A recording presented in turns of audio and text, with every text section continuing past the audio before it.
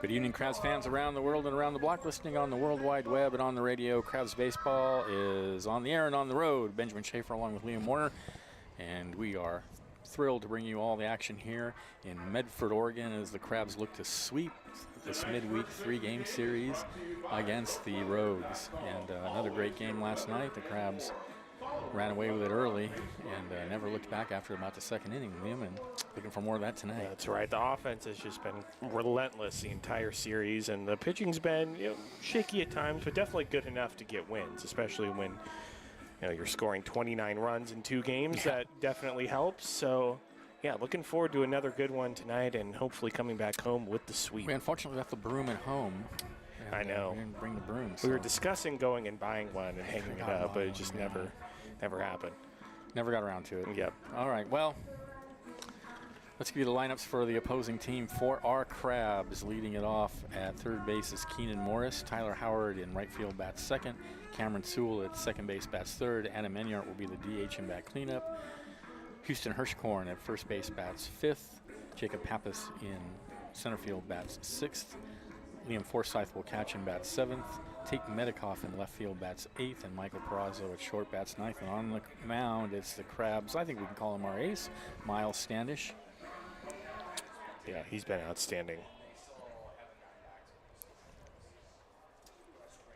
Leading off the top of the first inning for a beautiful night. Yet another beautiful night, actually, here in Medford. Another gorgeous sunny day, warm. The wind blowing pretty much the way it was last night, but actually blowing in towards home plate the way it was last night.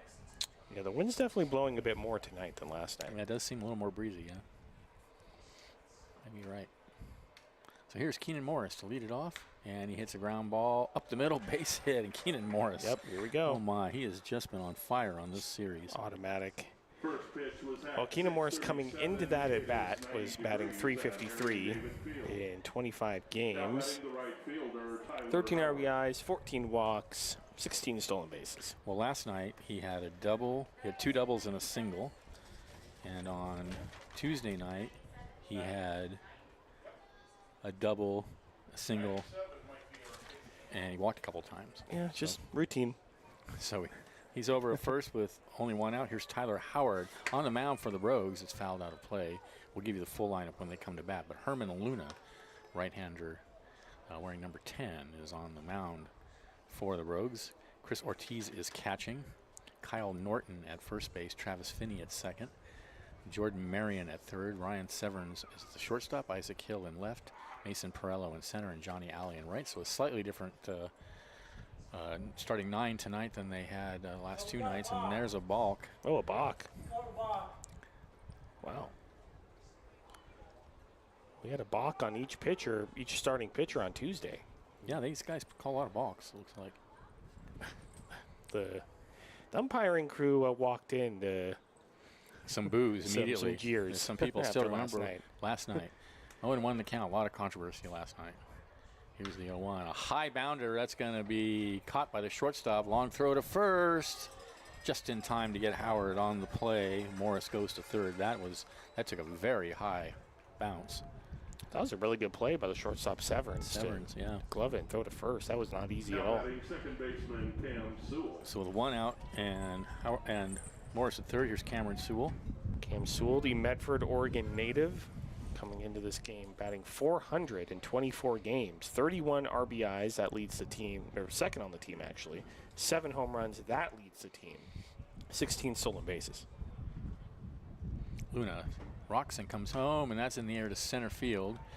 Center fielder drifting back now. That's going to be deep enough to score the run. And here comes Morris to make it a 1-0 ball game. Well, the Crabs have scored in the top of the first inning in all 3 games in this series. 2 away. And here's Enyart. Enyart hit a big home run in the top of the 9th last night. That's right. He's been red hot. He sure has. Here in Medford.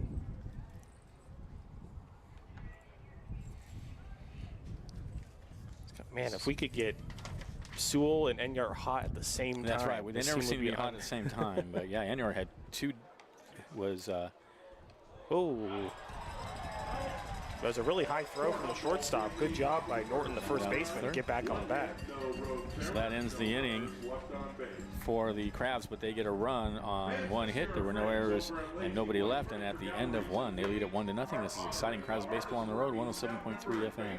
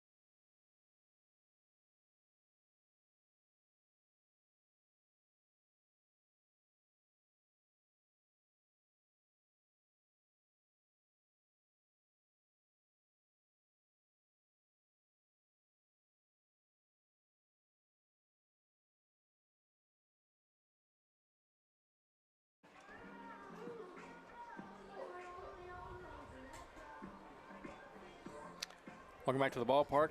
Bottom of the first inning, Crabs with a 1-0 lead. It'll be Finney, Severns, and Ellie to bat for the Rogues. Maybe we should give them the full lineup. Will do, Benjamin. Lineups, of course, as always, brought to you by Compass Community Credit Union and the North Coast Co-op. Leading off for the Rogues will be the second baseman, Travis Finney. Batting second will be the shortstop, Ryan Severns. Batting third will be the right fielder, Johnny Alley. Batting fourth will be the catcher, Chris Ortiz. Batting fifth will be the third baseman, Jordan Marion. Batting sixth will be the designated hitter, Mark Fedro. Get the rest of the lineup in just a second. Miles Standish on the mound for the Crabs. He deals a fastball high and outside.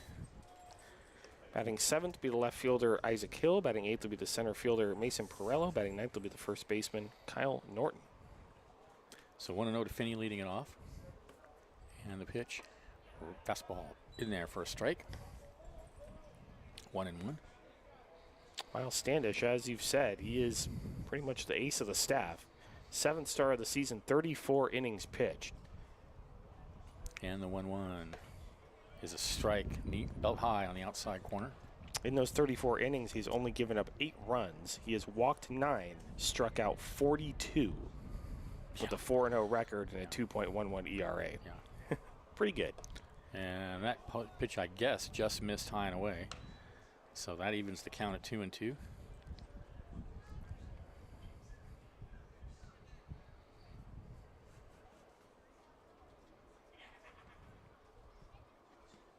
The 2-2 swung on and missed, blew a fastball right by him. One away. Now batting the shortstop from UC Santa Barbara, Ryan Severns. Here's Ryan Severns.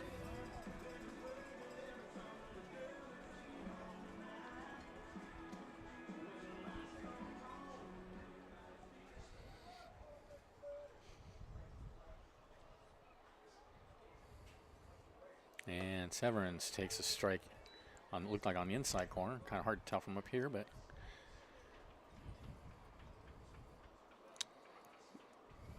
the 0-1 grounded out to short. Backhanded by Perazo. The throw to first is in time, Great job, just in Houston. time, and a great dig by Hirschkorn on a ball that was thrown wide.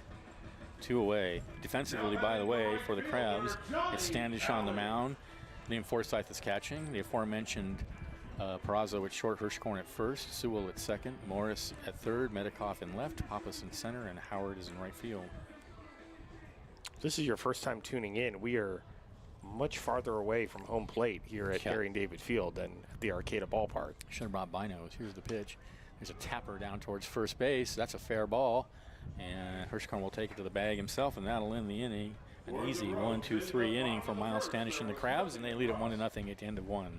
This is exciting Crabs baseball on the road, 107.3 FM.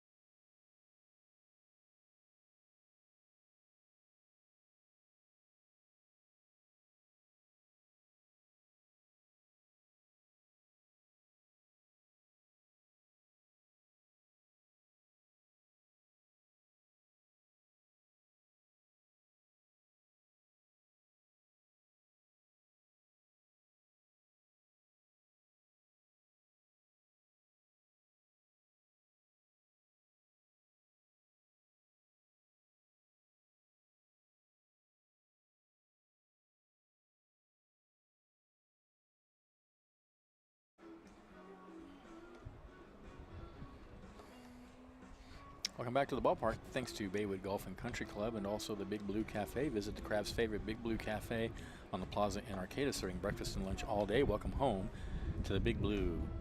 Also, Crestmark Millwork, a local manufacturer of custom cabinetry and millwork for commercial projects throughout California and Oregon, creating signature elements of extraordinary spaces since 1997. Crestmark is committed to promoting a healthy and productive society by investing in relationships with employees, local communities, suppliers, and customers. For the Crabs, Hirschkorn, Pappas, and Forsyth to bat, leading 1-0 against Herman and Luna.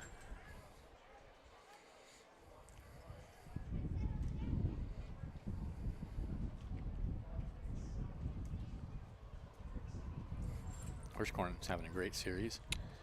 Really has. And he takes a strike on the outside corner. He's coming in batting .309. 10 RBIs, 8 walks. Hit by a pitch 4 times, 3 stolen bases. I could have sworn someone hit a home run in the 9th inning for the Crabs last night. There's a high Zanger, grounder right? out to short. That's what I thought, but I have it as a double on my scorebook for some reason. It's not, though. It's a home run. One away. Now batting center fielder Jacob Pappas. I think Pappas hit a home run.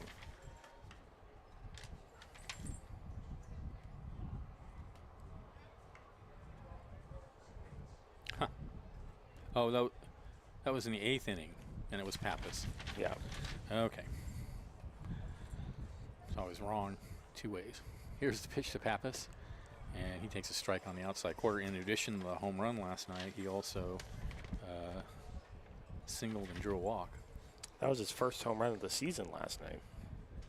And he takes a big swing at that, almost swung out of his shoes on that pitch, and he's behind 0-2. Coming in batting .323.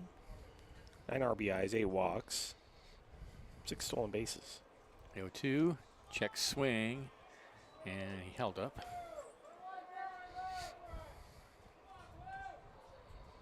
He so clearly did not swing at that. It was kind of like barely a gesture. The 1-2, ground ball out to short. Severners has it and throws him out. 2 away.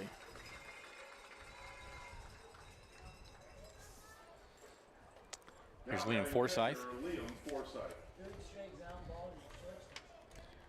Forsyth didn't play last night, but he played the first night of the series, and he was 1 for 5. Forsyth coming in batting .309. Home run, 12 RBIs, 10 walks, couple stolen bases. Luna steps off. There are 7 Crabs hitting .300 or better. Yeah, the offense is really firing on all cylinders. The vast majority of the roster is hitting .250 or above.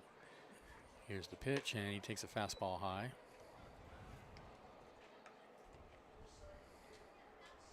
There are only 3 regular position players hitting below .250.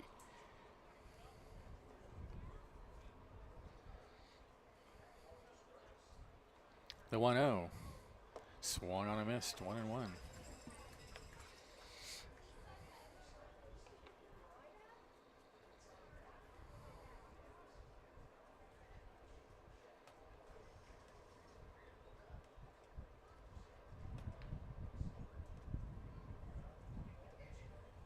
Luna rocks and comes home. Swung on a missed again, 1-2. Looked like a slider.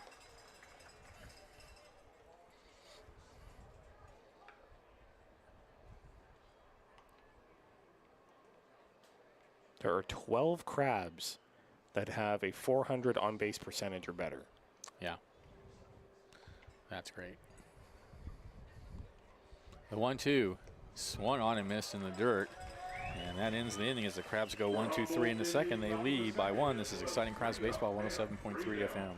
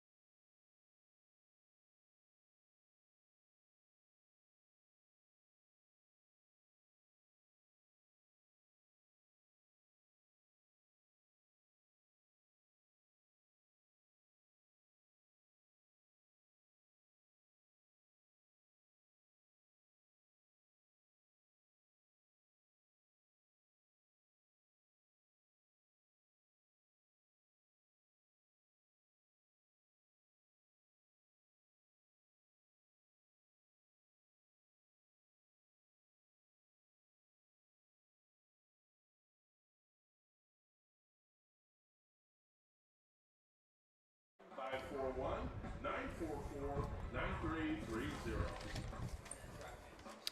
Welcome back to Harry and David Field in the Rogue Valley, Medford, Oregon. Thanks to Cypress Grove Cheese, the leading producer of delicious artisan goat cheese, including Humboldt Fog, one of the most famous cheeses in the country. Proudly based in Arcata, Cypress Grove cheeses are available at cheese shops and grocery stores nationwide and online at cypressgrovecheese.com. There's nothing like that Humboldt Fog feeling. Also, Charleston Cheese Services is here to help you with your growing concerns. They are locally owned and operated family businesses that have served homeowners and commercial property owners throughout Humboldt County since 2007.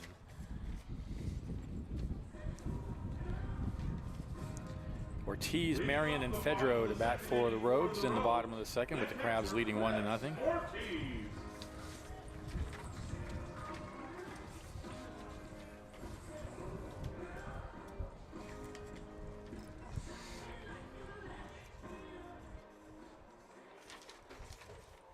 Ortiz started in the Tuesday night game and was 2 for 5 with a couple of doubles.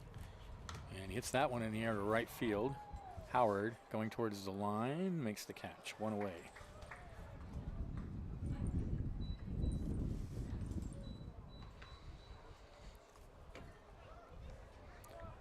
That'll bring Jordan Marion to the bat.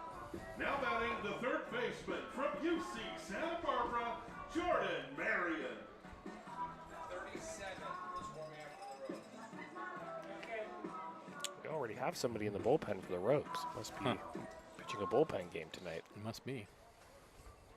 Oh, that's the new pitcher for us, the reject from Cascade All. Yeah, the pitch to Marion is a breaking pitch right over the heart of the plate from Standish. 0-1. Now pitching the reject from Cascade. Blah, blah, blah, dude. The 0-1 fastball is outside. That guy that is bubble gum my shoe. On the other hand, I could announce a certain outfielder. The 1-1 grounder over to first. Hirschhorn takes it to the bag himself, 2 away.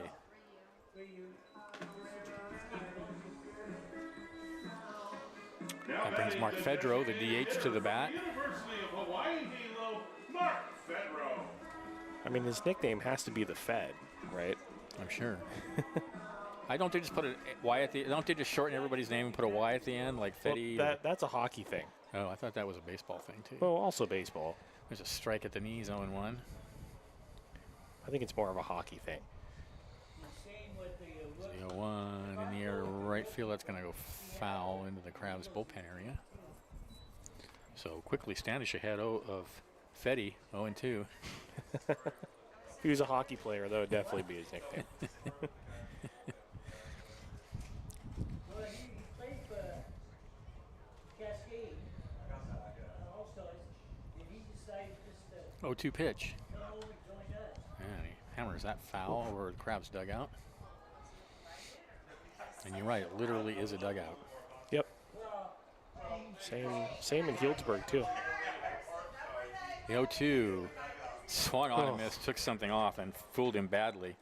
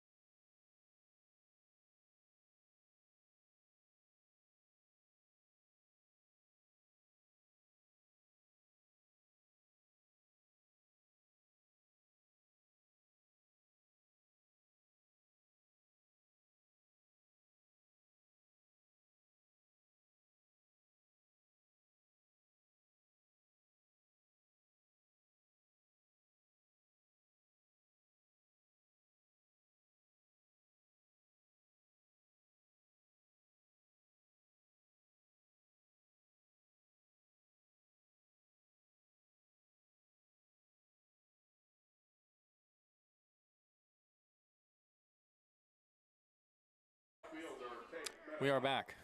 Sorry about that. Looks like we got cut off at the end of the last half inning. Crabs are leading 1-0. It's going to be Medikoff, Peraza, and Morris to bat in the top of the third. And Medikoff takes a strike on the outside corner from Herman Luna.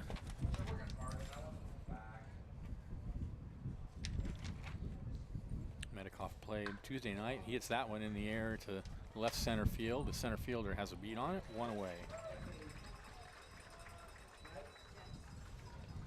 That brings Michael Perazzo to the bat. Now batting shortstop, Michael Perazzo. Perazzo started on Tuesday night and was 1 for 4 with a huge sacrifice bunt that helped get the Crabs back in the game in the second inning. That's right.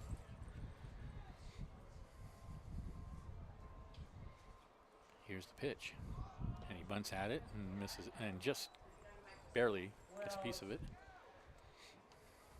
And, Some of these coaches don't want their pitchers to go so many innings. But the same Luna's in the transfer portal, so.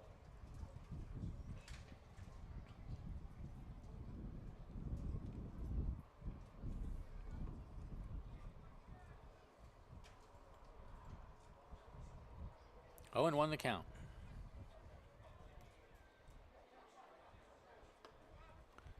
Fastball taken for a strike on the outside corner. 0-2 now to Perazzo.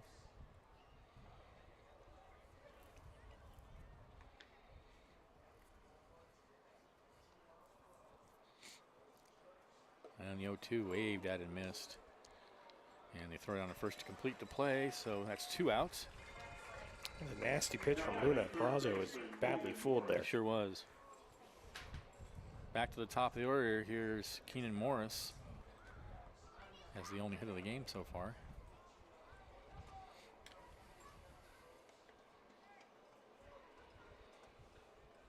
And has scored the only run. And the pitch. And he lines that in the right field, and that's going to be easily caught by Alley. And that ends the inning. Crabs go in order in the third. They lead 1-0. This is exciting Crabs baseball on the road. 107.3 FM.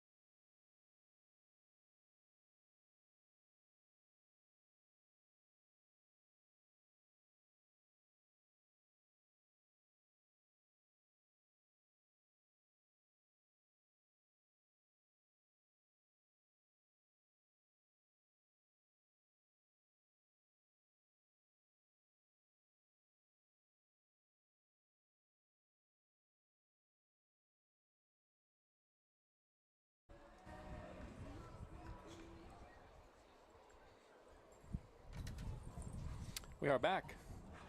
Bottom of the third inning, it'll be Hill, Perello, and Norton to bat for the Rogues, with the Crabs leading 1-0. From Grants Pass and Oregon tag, Isaac Hill. Blown through the first 2.5 innings. Both pitchers been very efficient. Standish comes in with a fastball at the knees, 0-1 to Hill.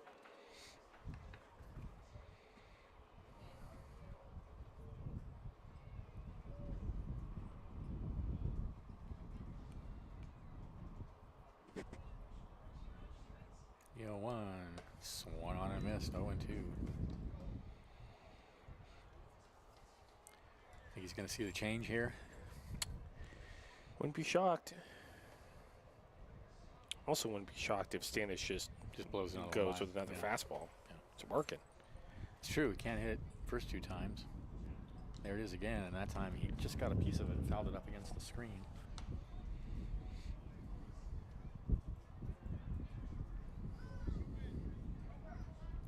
probably hear on the microphones a very stiff wind blowing towards home plate and into the booth.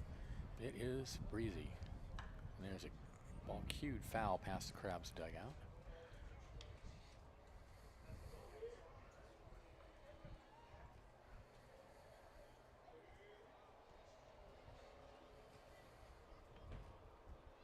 Yankees just tied it in the bottom of the ninth. Oh, and to the count. 5-5. In the air, center field. Pappas is there, one away.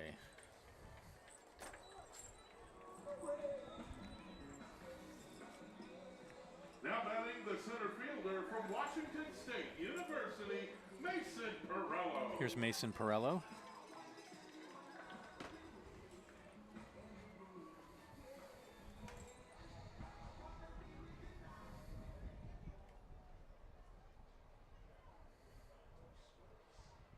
And Perello takes a fastball high and away.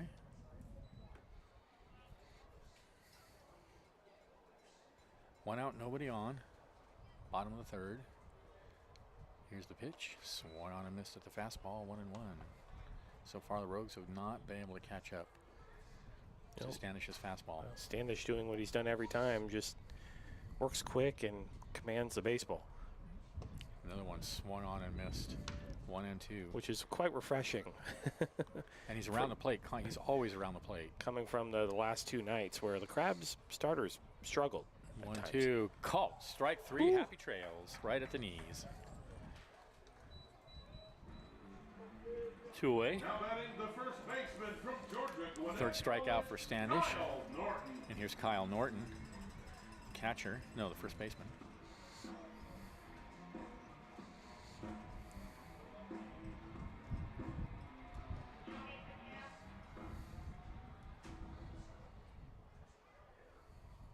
And the pitch to Norton is lined down the left field line. That's a fair ball. That's going to go into the corner. Dashing over to get it is Medikoff on his way to second. Here comes the throw. And he got in there. Wow.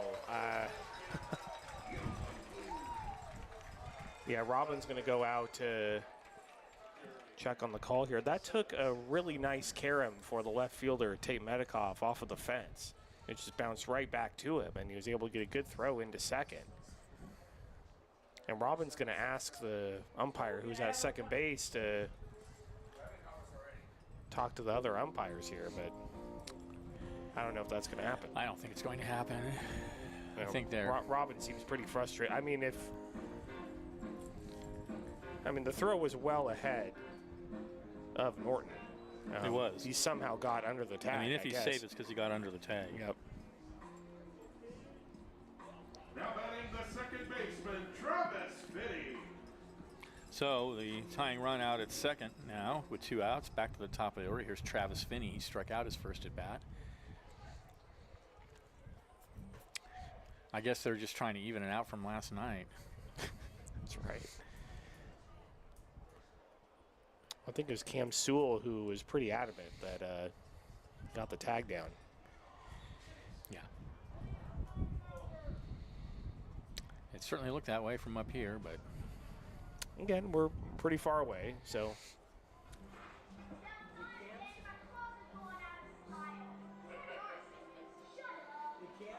sometimes when you're too close to something, you can't see it. Yeah. You know, as well. You know, it's like if it's right up against your eyes, for example, well, you can't really see it. So maybe Yeah, if you're sitting right behind it. Yeah, if you're sitting right behind home plate, you don't have a good angle. Here's the pitch, fastball outside. But the issue is here is that we're not only higher, but we're farther away from home plate. Yeah, it's frustrating.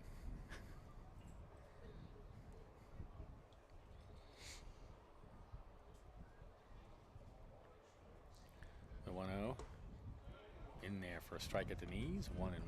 It's not a bad vantage point. Certainly had worse. It's not bad. No. The booth up here is great. It's a very nice booth.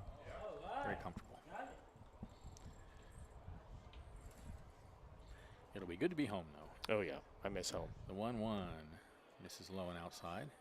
I'll be back home tomorrow. If I could bring the weather with me, that would be perfect. Oh, it's going to be No, it's going to be. I think it's going to be pretty nice this weekend. You think so? Is it supposed to be from what nice? I heard? Okay. 2-1 the count now to Finney with Norton out at second. 2 outs. Here's the pitch. Swung on and missed. 2-2. Did you say 2-1? I thought you said 2-1-2. Oh, I got you.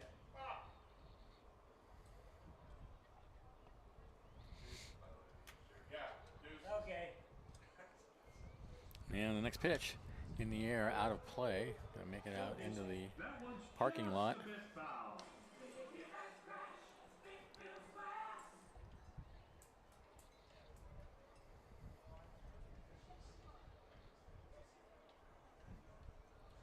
Two balls, 2 strikes to count. Norton with a lead out at second. Stanish not really even paying attention to him. Just concentrating on the hitter. And now he looks over there and deals. And this is low and inside. And that brings the count full.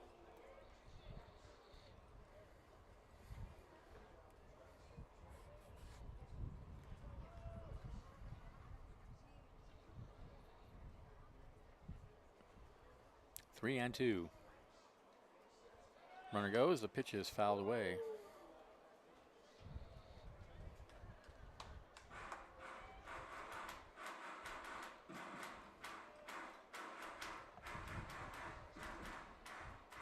So we'll do it again with the count full. Norton out at second.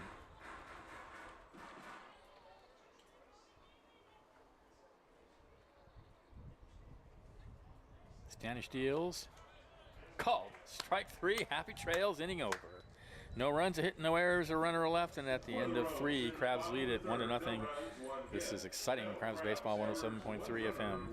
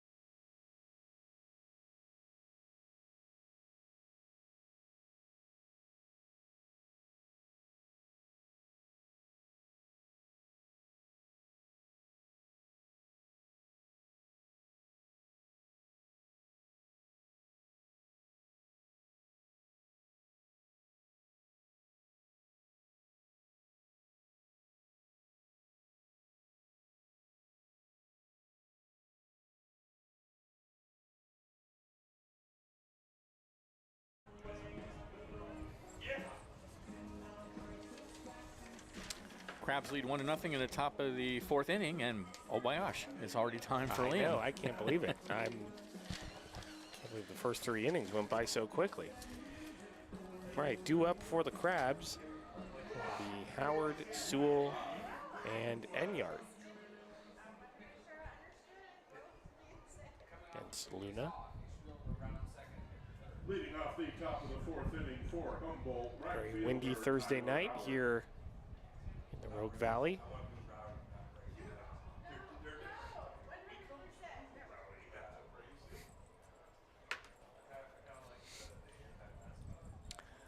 Howard grounded to short his first at bat. Howard is swung on and tapped foul at the plate, 0-1.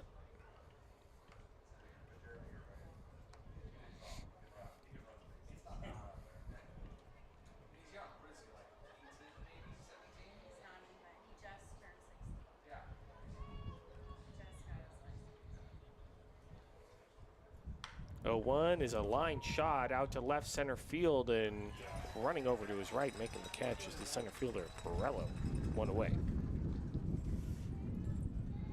Now batting the second baseman, Cam Sewell. Let's come bring in the hometown boy, Cam Sewell. Sacrifice fly in the first inning. Yeah, I was wondering. Oh, to try to do $1 off happy hour? which is low 1-0.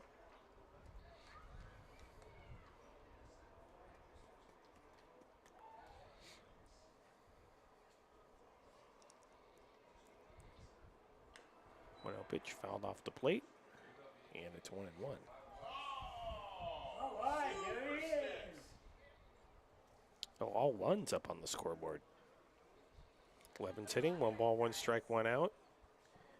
People here in the booth get very excited when all the numbers match on the scoreboard. The 1-1 is a ground ball through the right side for a base hit past the diving second baseman. Sewell with the 1-out single. Now batting designated hitter Adam Inyard. That's going to bring in the red-hot Adam Enyart. Grounded to short in his first at bat. Yeah. We were talking about, I mean, Crabs are unbeatable if Cam Sewell and Adam Enyart are hot at the same time, but they really haven't been. They haven't been all season, really, have they? Cam Sewell was very hot coming into this series, and then he's cooled off in this series, and Adam Enyart, who was cool before the series, has heated up. And Through it all. There for a called strike going 1. Keenan Morris just keeps Just keeps doing it. getting on base. Yep.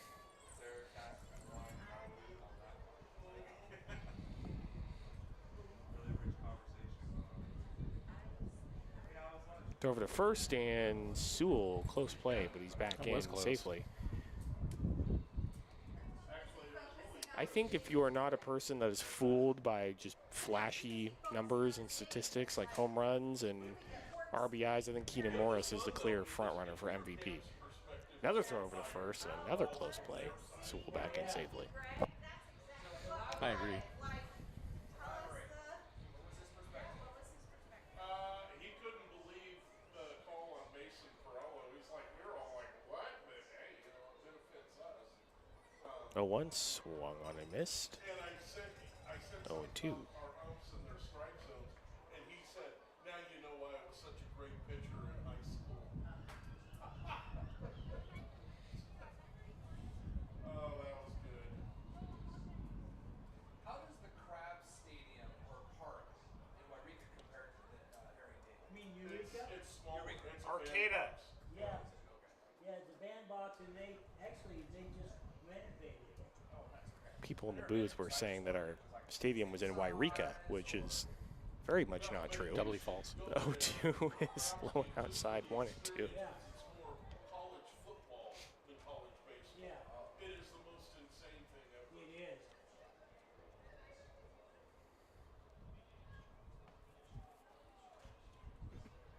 And was it 1-2's in the dirt, 2012? 2 and 2. They came up here to play the game, and it was only the second or third road game of the year. That's it. They stayed. They played like 75 games. Probably 72 of them went home. They've been around since 1940. 2-2, lined into right field for a base hit. Going to second will be Sewell, so one out single for Adam Enyart. Travis Finney at second just sort of leapt at it and didn't quite Right over his glove. have a chance to get to it. Crabs have something going. Enyart stays hot. Original wood bag. That's going to bring in another pretty hot hitter, Houston Hirschkorn. The only one that preceded them was the Alaskan League. Yeah, well, you play at like midnight. Yep. And it's bright sun.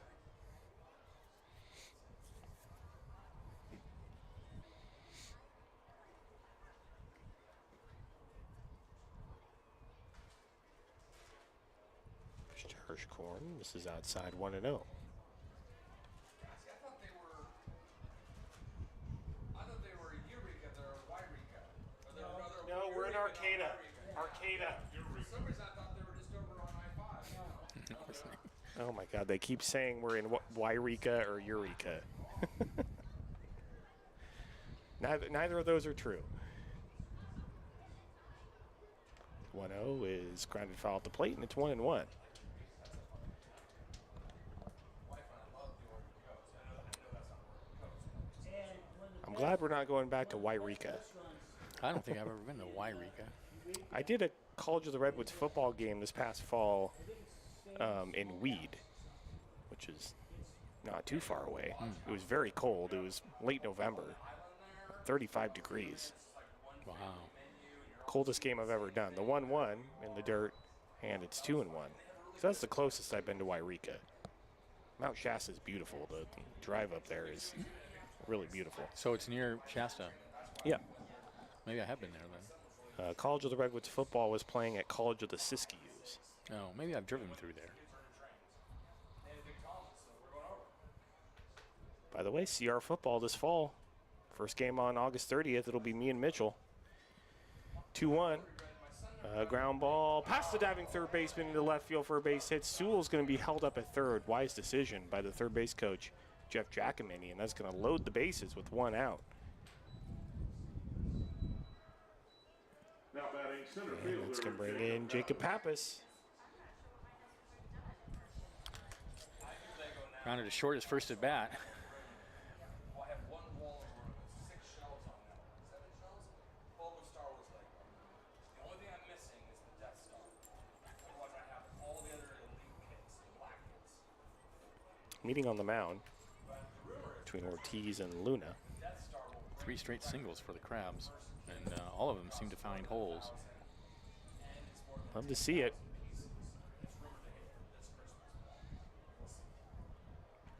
Meeting breaks up.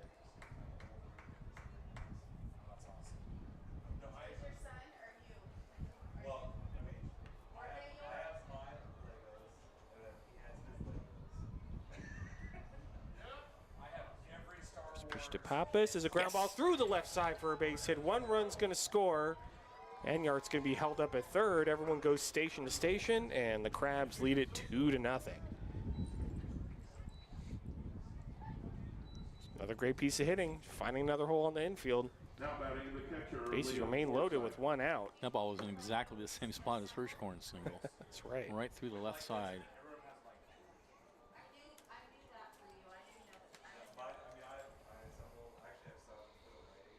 Let's bring in Liam Forsyth.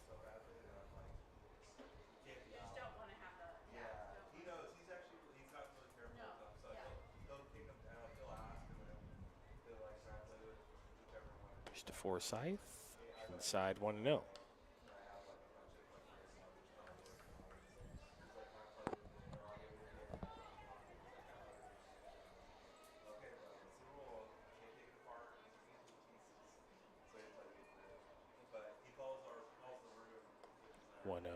And there for a called strike inside part of the plate, 1-1.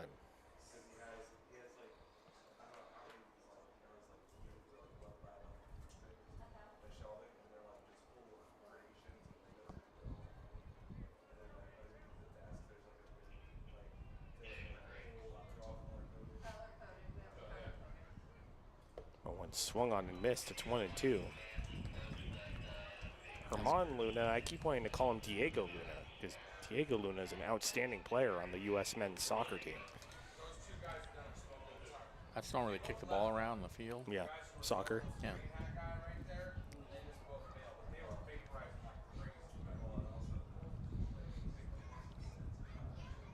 1-2 swung on and missed. It gets away, and coming in from third and scoring on the strikeout wild pitch is Adam Enyart, and the Crabs lead it 3-0.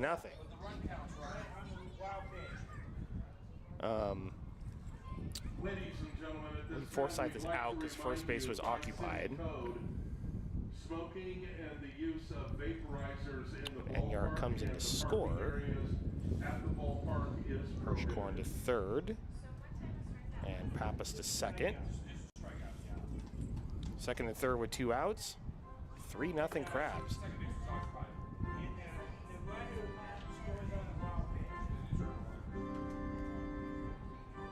Another meeting on the mound now. The coach is out there with the whole infield. While we have a moment, take you through, there's only one other score in the Pacific Empire League tonight.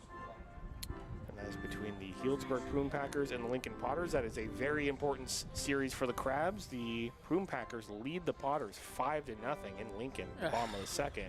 Potters are useless. Well, It's good and bad. It's good because if the Crabs end up winning this game, it creates more separation between them and second place and the No, I don't care Potters about who second are place. 3 games behind them. But if we want first place, yes, we want It's important to think big. Potters Think big.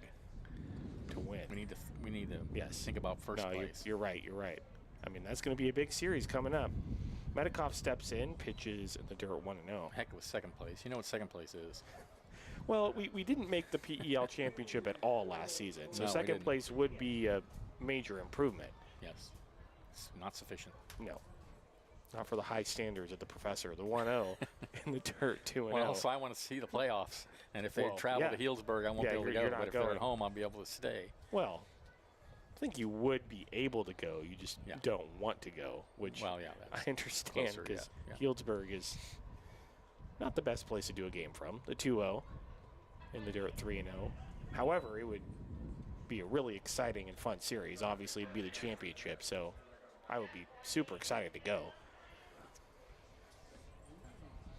Crabs have not been in a championship series or a postseason of any kind since, what, 2011? The It's a 3-0. long time. In there for a college strike is 3-1. Really? Maybe I don't have the year exactly right. I'm sure someone will. Oh, no, I was referring to the pitch. Oh. Well, either way, Yeah. I Sure, don't know when someone the will last time correct me we if were I'm in a wrong, playoff. but 3-1 is low ball 4. I'll load the bases up with 2 outs, and I'll bring in Michael Perazo. It was whatever the last year of the Far West League was. I think you're So probably right. Yeah. That was the last time the Crabs Yeah. were in a postseason game of any kind. Yeah, I think you're probably right. So just getting to that series would be great. Obviously, hosting the PEL championship would be just incredible. Now, and the atmosphere at the Arcata Ballpark would be great. Pitch Oh, to yeah. Perazo in there for a college strike 0-1.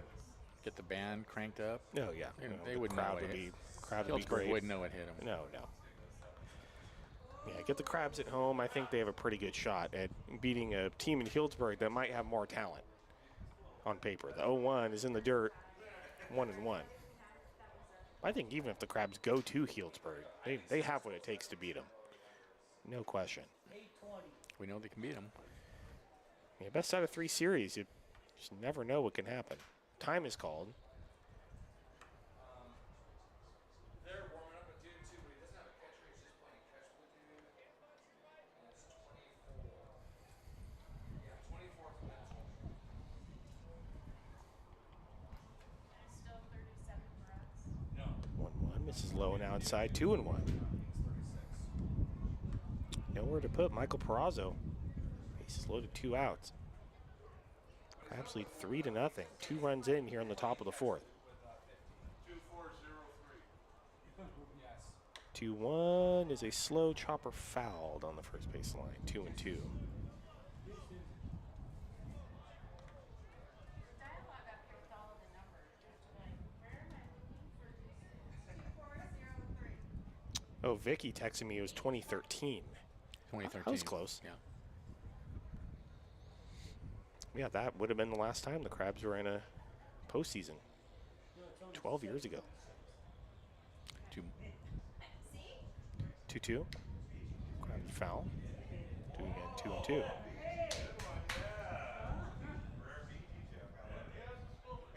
that's all right.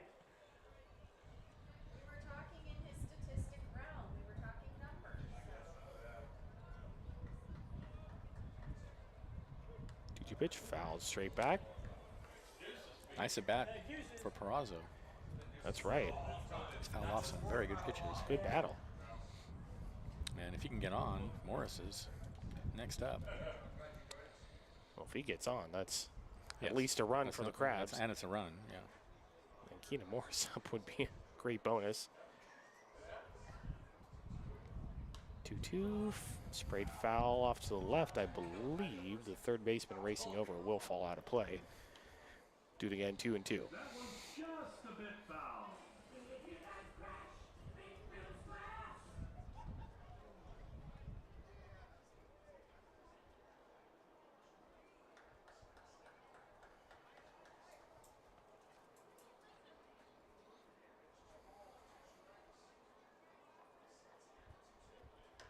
2-2, a slow dribbler foul at the plate.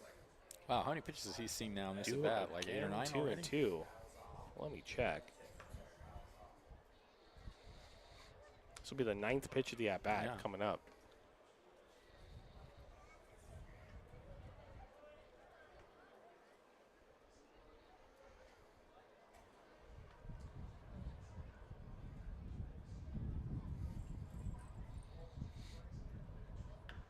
Two squibbed foul again on the third base line. 2 and 2, and Peraza is going to see the 10th pitch of the at bat.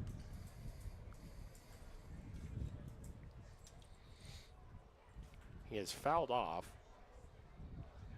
6 straight pitches.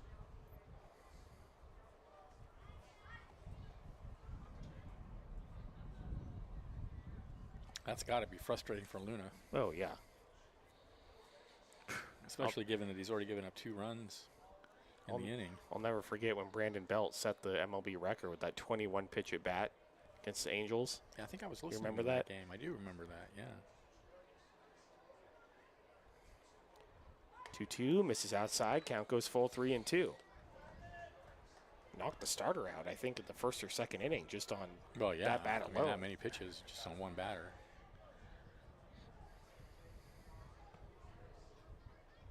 Runners go. 3-2 is hit foul out of play off to the left. Do it again, 3 and 2. Tenacious. Indeed.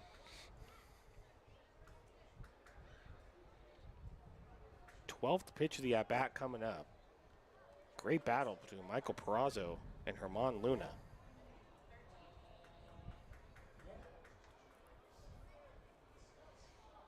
Runners go. The 3-2 pitch in the dirt ball. 4. Great at bat for Wow. Michael Peraza, and What an that's going to at-bat. make it 4-0 Crabs. What a great at bat. That's as good of an at bat as you're going to see. That was something to watch. Really. Now batting. I mean, we always complain about how walks are boring and, you know, they slow down the game and all that. That was a fun walk I was to somehow watch. enthralled by that one. I I don't know. know. Well, here he is, Benjamin. Keenan Morris stepping in with the bases loaded, 2 down. See if he can blow this thing open. He's 1 for 2. He had a fly ball to right his last at bat. Pitch to Morris, in there for a called strike 0-1. So far we're at 3, 4, 3, 4, 0, 3. Yep.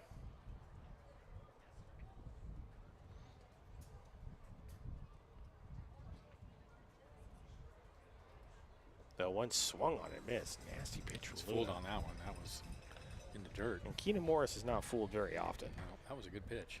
I mean, he's thrown a bunch of good pitches. It's just that in the last at bat, Peraza fouled off so many of them. Yeah. But I mean, that was 6 in a row before he threw a ball. Crabs hitters have not hit the ball very hard. No, they tonight. haven't. They've just found holes in the infield.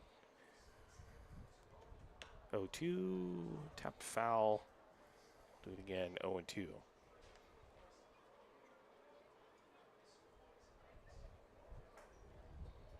Crabs, after the game, they'll get on the bus and head home, myself included. And tomorrow we're back at it, 7 o'clock, at home at the Arcata Ballpark against the West Coast Kings. Me and Benjamin will be on the call. 0-2, low and outside, 1 and 2. Benjamin will be retreating back to his Airbnb tonight. I'm where going to have a leisurely ride He home will. tomorrow morning. he will get to bed at a reasonable time. I don't drive the 199 at night. No, we have a professional bus driver that does that, so we're in good hands. 1-2. Called strike 3. That's going to do it for the Crabs here in the top of the 4th, but they get 3 runs. Crabs lead 4-0 as we head to the bottom of the 4th inning. You're listening to Crabs Baseball, 107.3 FM.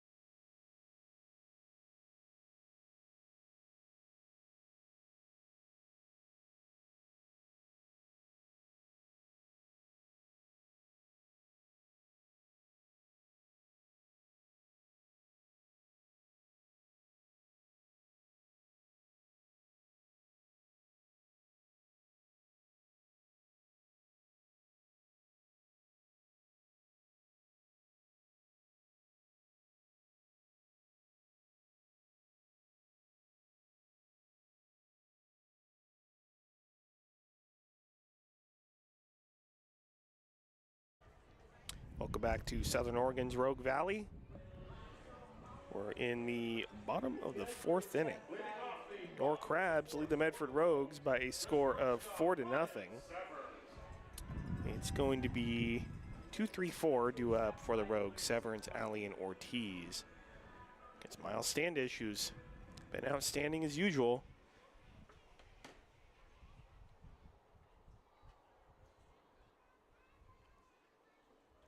Pitch misses low, 1-0.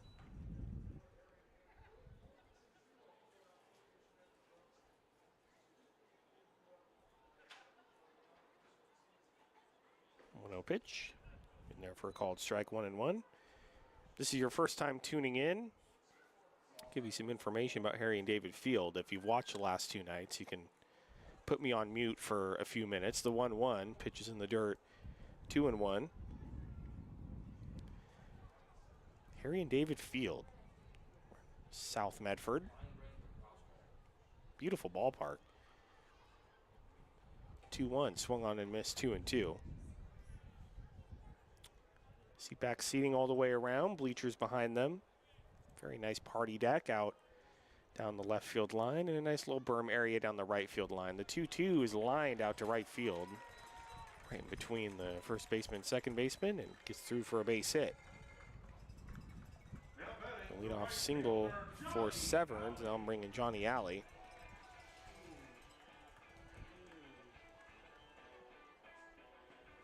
Out in right field, if you're watching on the YouTube stream, towering over the ballpark is the Rogue Valley Manor.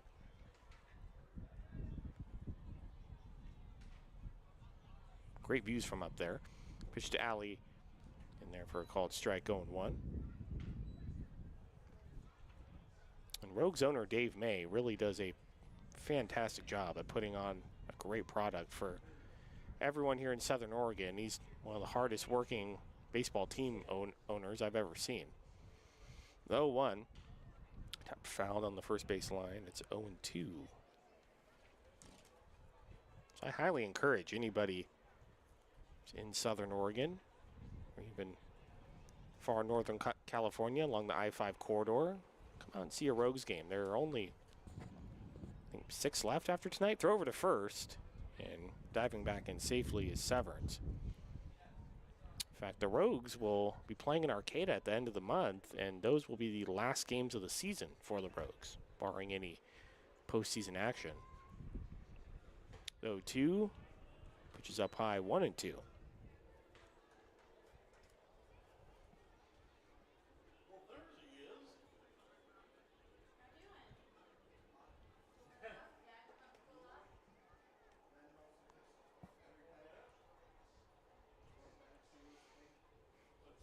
One-two pitch way inside, and that hits Alley. It's uncharacteristic for Standish to throw a pitch that wild. It's going to make it first and second, nobody out. It's going to bring in Chris Ortiz. So first bit of real trouble that Standish has been in, aside from the double that was hit, I believe, in the second inning.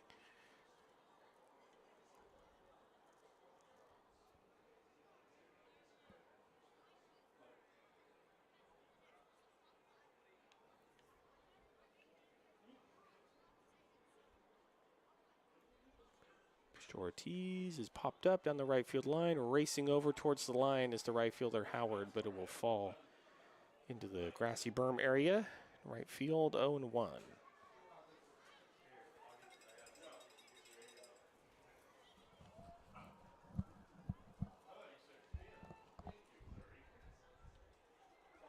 Harry and David Field, it's part of a large complex of baseball, softball, and soccer fields. The U.S. Cellular Community Park.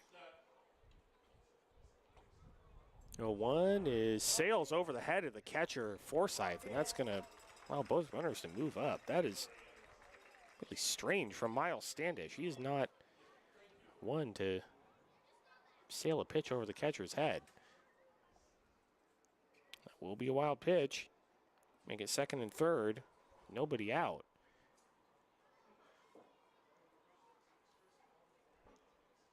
Sure, if you're a baseball parent in Humboldt County, you've been to Medford a time or two for a tournament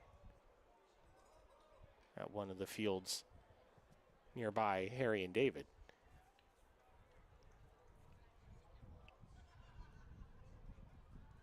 One. Here's a ground ball to the left side, picked up by Peraza. He's going to throw to third and get the runner out there. So run will score on the play, and it's 4-1. But a heads-up play by Peraza to go to third, throw it to Keenan Morris, and get Johnny Alley. Severns will score. Now batting the third baseman, Jordan Marion.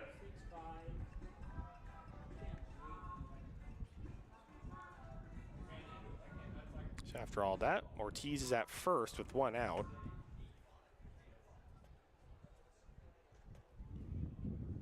Jordan Marion will step into the box.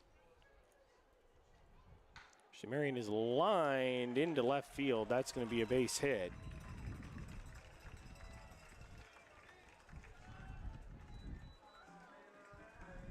Now batting designated hitter. They'll make it first and second with one out.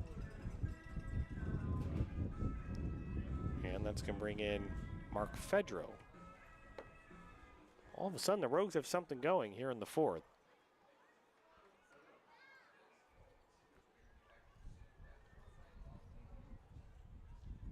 Long look in from Standish. Now he sets. And the pitch is grounded fouled on the third base line. It's 0-1.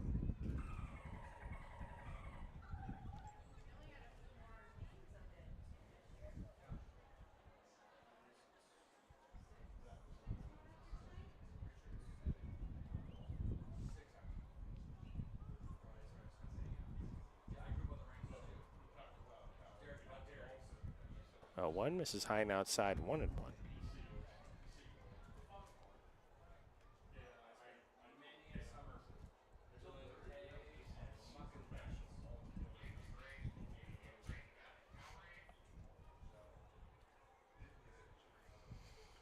One fouled straight back to the screen, and it's 1-2.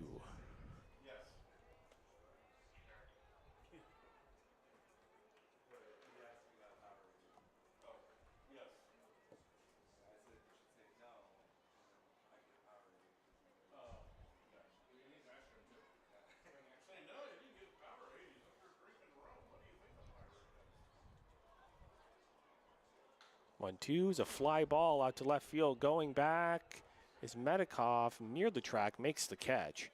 2 away. Runners will remain at first and second. 2 away now. Now batting the left fielder, And Isaac that's going to Hill. bring in Isaac Hill. 1, 2, 0, 2. 1, 2, 0. Isaac Hill goes to Oregon Tech in my birth town of Klamath Falls, Oregon.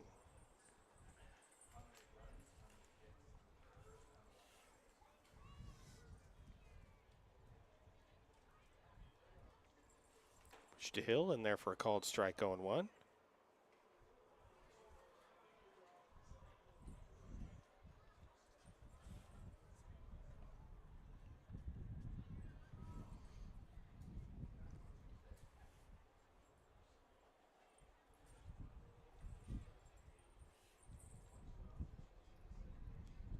One called strike on the outside part of the plate.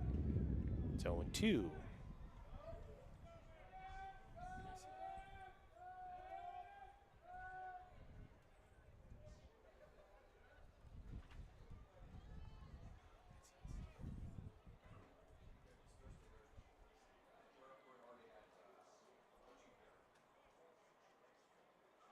A 2 swung on and missed, strike 3. That's going to do it for the Rogues here in the fourth. They get a run. Crabs still lead 4-1 as we head to the top of the fifth. You're listening to Crabs Baseball, 107.3 FM.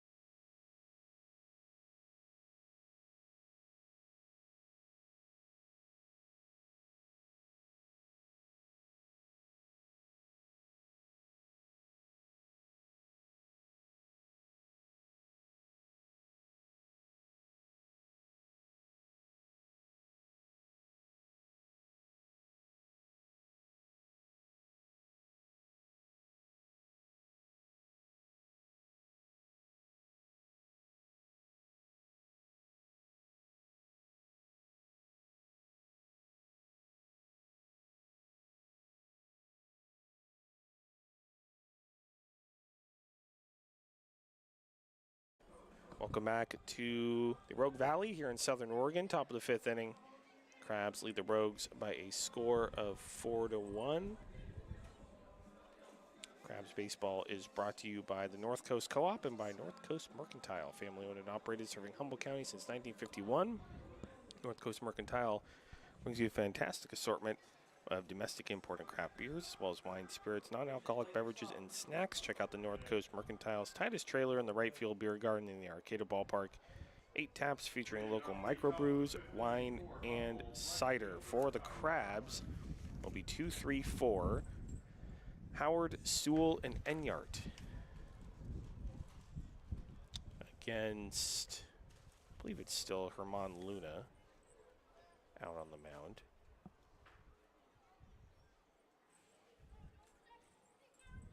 Mr. Howard is swung on and fouled back at the plate. Zone 1.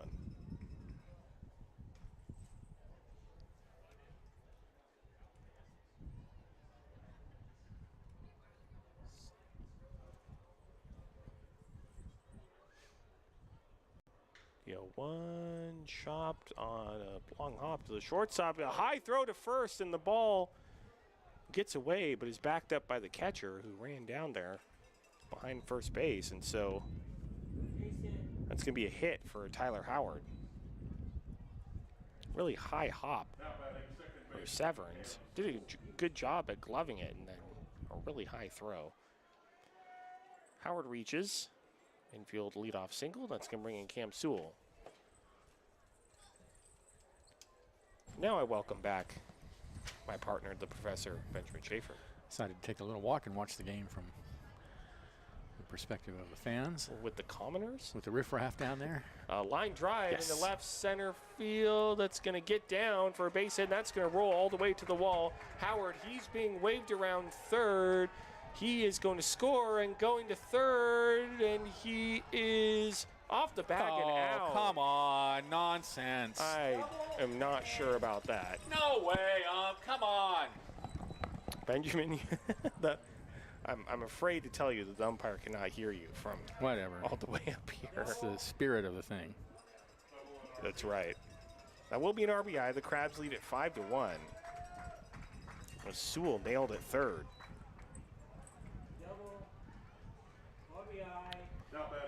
So 1 out and nobody on. It's going to bring in Adam Enyart. The hometown Cam Sewell with another RBI. To Enyart.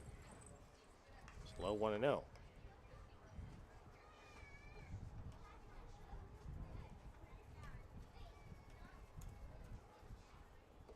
Swung on and missed, and it's 1-1.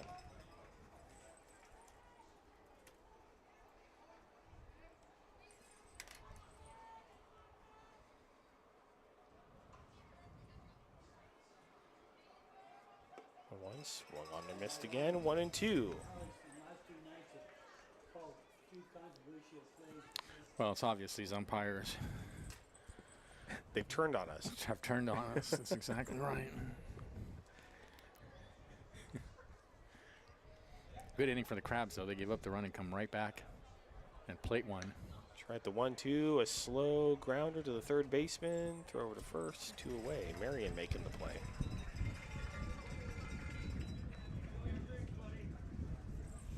And that's going to bring in Houston Hirschkorn. Houston Hirschkorn. Hirschkorn is 1 for 2.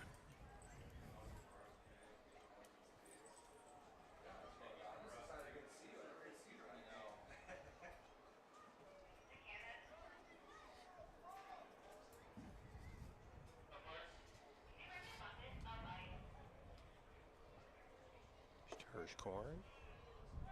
Ooh, misses inside, 1-0. Looked like a pretty good pitch from way up here.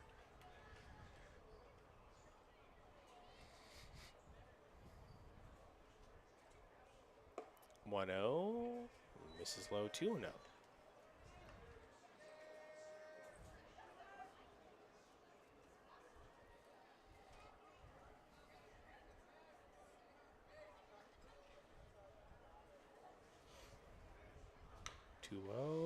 a slow grounder to the third baseman. Marion gloves it, throws to first. That's going to do it for the Crabs here on the top of the fifth. But they get a run. They lead 5-1. As we head to the bottom of the fifth inning, you're listening to Crabs Baseball. Humboldt's ESPN 107.3 FM.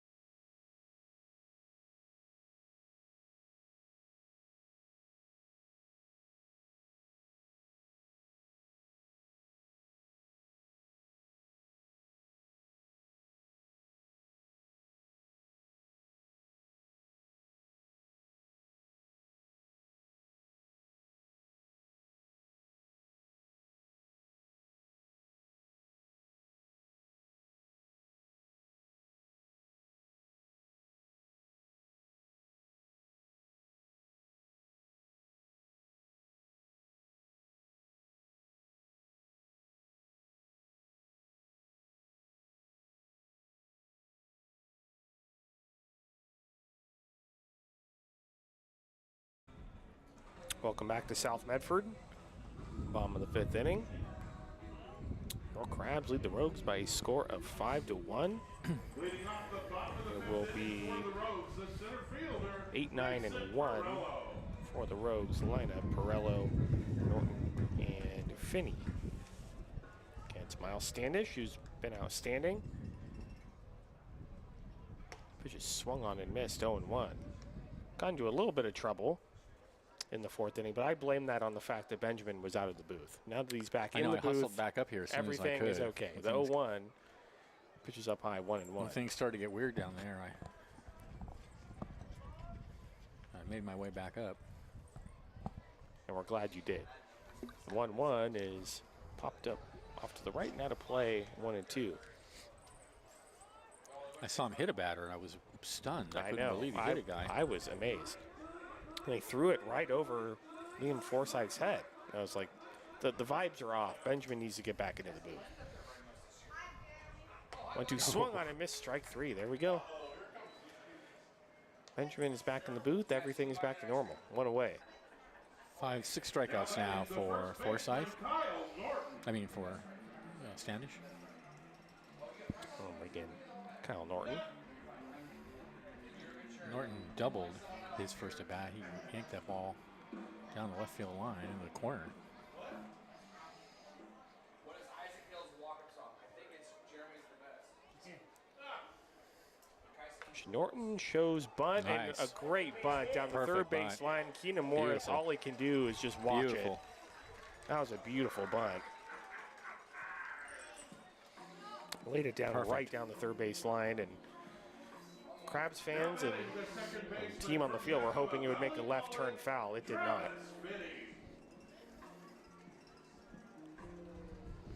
Runner on first is 1 out. That'll bring in Travis Finney. You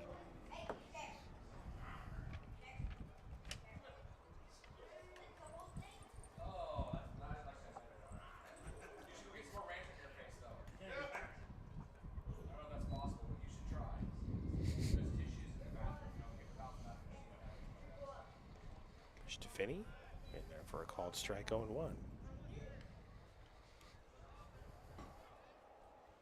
Well, so far, I've noticed that the Rogues have been a lot less aggressive. I think that's due to the fact that Miles Standish is working quickly and throwing strikes. I think it's true that he works because he works. I think that's exactly right, Liam. Yeah. 0-1 is off the hands, fouled off to the right, 0-2.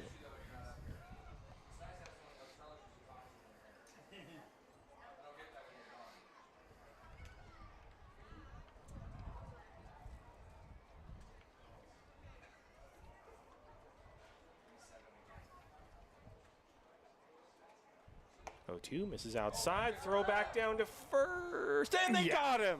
Awesome. What a great throw by Liam Forsythe, and an even better tag from the first baseman, Houston Hirschkorn. And the runner at first still remains there. Now the manager Manager's is going coming out, out. and he might get ejected for a second straight game. We might need a backup. Let's see if we can set a record here for straight ejections. He is going out to the first base umpire. He is very unhappy. I mean, the throw to Hirschkorn was a little bit on the foul side of first base, and he reached back and got Norton. At least according to the first base umpire. I mean, Again, I don't know what's to we're debate. far away. I don't know what's to debate. It's not like it's a rule issue or anything. He tagged him. He tagged him. I think he's just mad that he thinks the tag was missed. And also that Wasn't in his time. runner got picked off second. Yeah. Had to get picked off first, down 5-1. That, So yeah, that's also not good. The Rogues manager is still having a discussion with the first base umpire, and he's pointing and gesturing and yeah, we all saw it. Yep. Yep, we were all here. continues to have a conversation. He's unhappy, but it's pretty civil at the moment. He's frustrated, He's unhappy. He is being civil. but he's not. No, he's not. He's not being over the top. No. And continues to say his piece, and now he will head back to the dugout. He was ejected last night Indeed, he was. after a call that even we agree was a pretty tough call at third base, where it looked like Rogue's runner was pushed off of third base. It and was honestly called didn't make out. much sense, I have to say, but Benefited the Crabs, but could see why they were upset. The 1-2 is a ground ball into right field. That is a base hit. oh, geez, too bad that guy got picked off first. Now batting the shortstop from UC Santa Barbara, Ryan Severn. It's going to bring in Ryan Severns. I mean, they'd have runners on first and second with only one out. That if he hadn't got picked off first. Oh, I love how petty you are. It's great. Severns will step in. Mr. Severns is in the dirt 1-0. I'm just saying. I'm not, I mean, that's just the fact of it. It that is, If it he is. hadn't got picked off first. It is. I totally agree. I mean, it's my job to make observations. Of course. Right? I mean, you are just doing your job. The 1-0 is in the dirt. 2-0.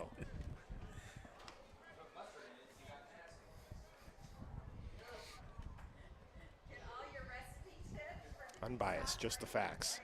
Exactly. That's the Humboldt Crabs broadcast. Totally not homers whatsoever. 2-0 is fouled off to the right, and it's 2-1.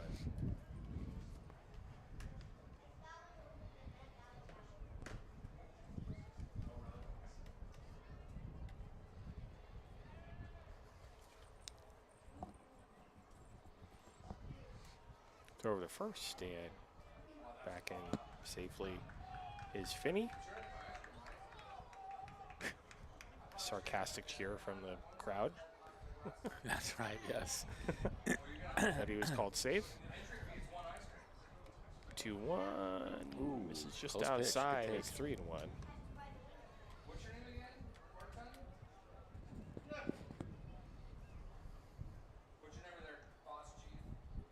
Give me a number. Give me some digits. Give me your digits.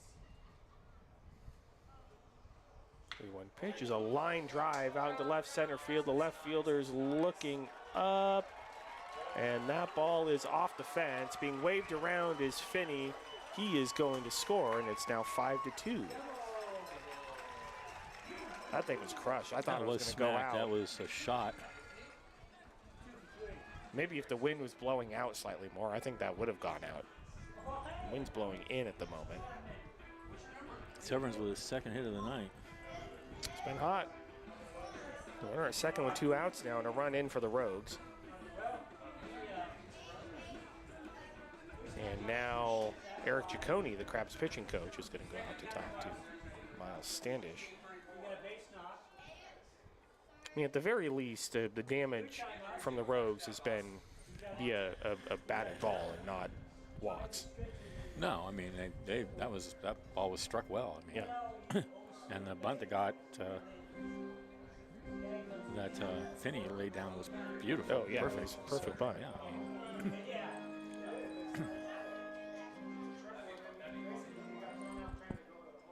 So Ciccone will head back to the dugout. just think if they had 2 runners on when that happened. Oh, yeah.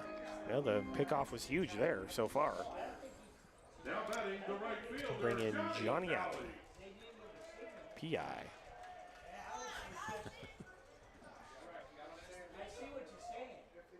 Just Alley in there for a called strike, and it's 0-1. Fans not very happy with that call. A little wide. Check on that. Yeah, I mean, Well, we know all about the okay. wide strike zone. Yeah. Very familiar. 0-1 is Ooh. lashed foul Boy. on the third base line. He got into that. 1-3. Almost hit. I 1-3. think that's One of the catchers down there. one of the backup catchers. Yeah, That's Kavana Stores or Nico Lombardi.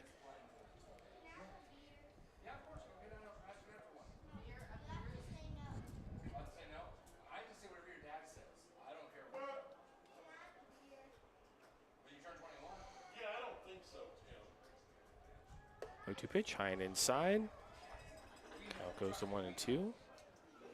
We're in the bottom of the fifth inning with 2 outs, and Standish is only at 71 pitches, which is pretty good for Yeah. this point in the game. That's right.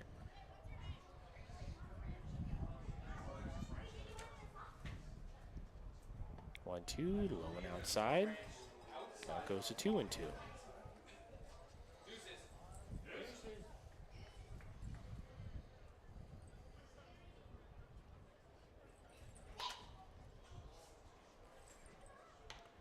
And the next pitch is lash fouled on the first base line. Still 2-2. Sun sets. Most of left field is in shadow. A strip of shadow out in center field, right where Jacob Pappas is standing, and Tyler Howard's standing in full sun and right. That's my favorite kind of fry sauce. Lox at is extra like cheap niblets. I like it. 2-2 way up high. And 3-2. Almost hit Alley in the helmet. That was about the wildest pitch I've seen Standish throw all season right there. Well, he threw a wilder one when you were out of the booth.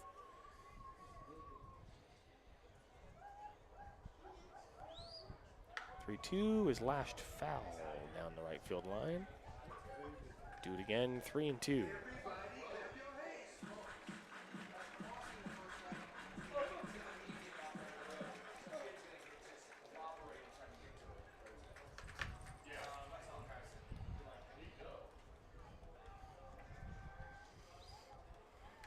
A little looper that's going to drop it for the shortstop. Perazo, throw to first. Not in time.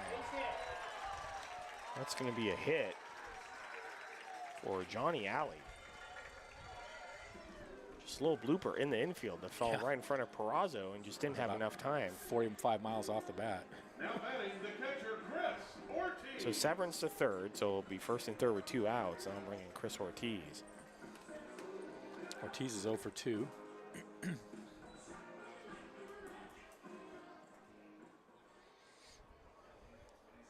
Another stress inning for Miles Standish. That was just bad luck there. Pitch to Ortiz is swung on and missed. Nasty pitch from Standish, 0-1. Prior to this inning, we've got 3 on, 2 in scoring position.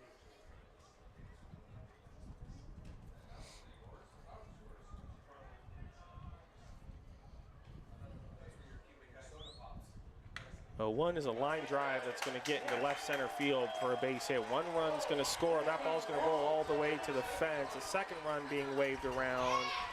He's going to score. That's a 2-run double for Ortiz, and the Rogues have closed it to within 1. It's now 5-4.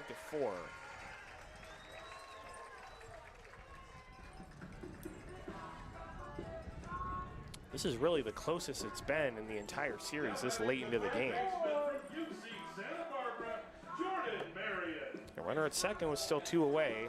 And this is about the hardest I've seen Standish hit all season. Yeah, that's going to bring in Jordan Marion.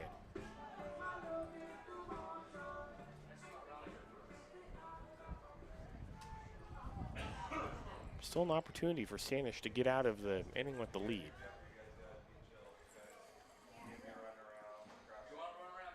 Marion swung on and missed. It's 0-1.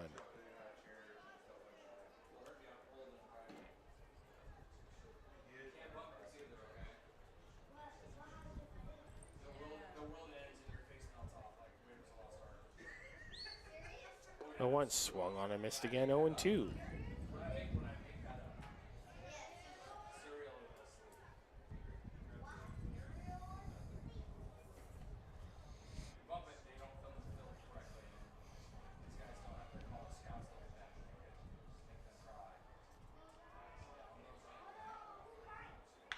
Two is ground ball right to Keenan Morris. Plays it on tough hop, throw to first. Keenan Morris does it again. That's going to be it for the Rogues here in the bottom of the fifth. They get 3 runs. They still trail 5-4 as we head to the top of the 6th inning. We're listening to Crabs Baseball, 107.3 FM.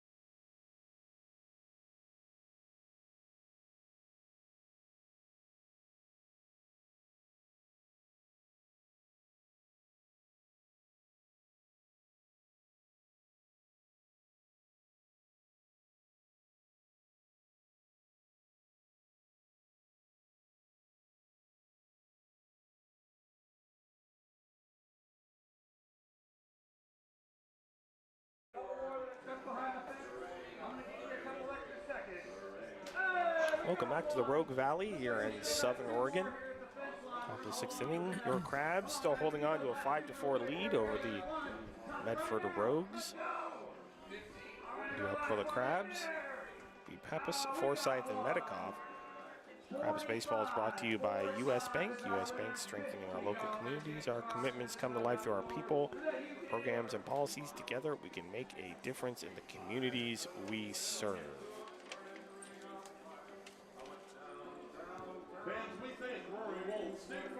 Check on the score in the other PEL game. It's now 6-1. The Prune Packers lead the Potters in Lincoln. Bottom of the 4th inning.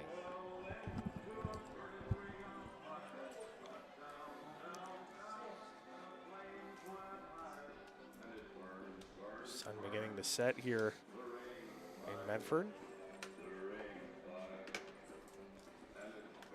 Crabs after the game will get on the bus and head home. We'll be right back at it tomorrow in the friendly confines of the Arcata Ballpark. 7 p.m. tomorrow against the West Coast Kings. Me and Benjamin will be on the call. And then Saturday is a big day. It is Alumni Fest. So a lot of Crabs alumni will be in the park.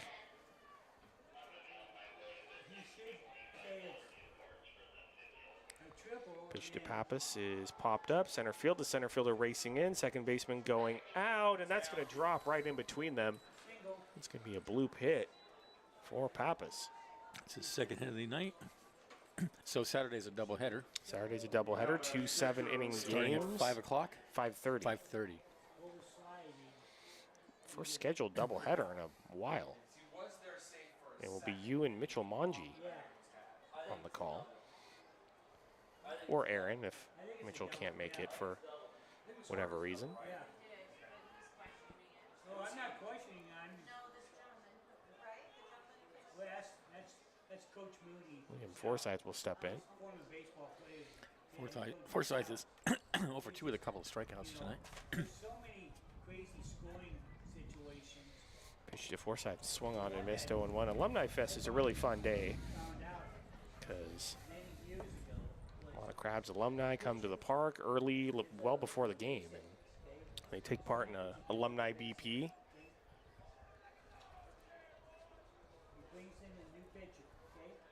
And a big catered dinner for all the alumni and families of Crabs players that show up.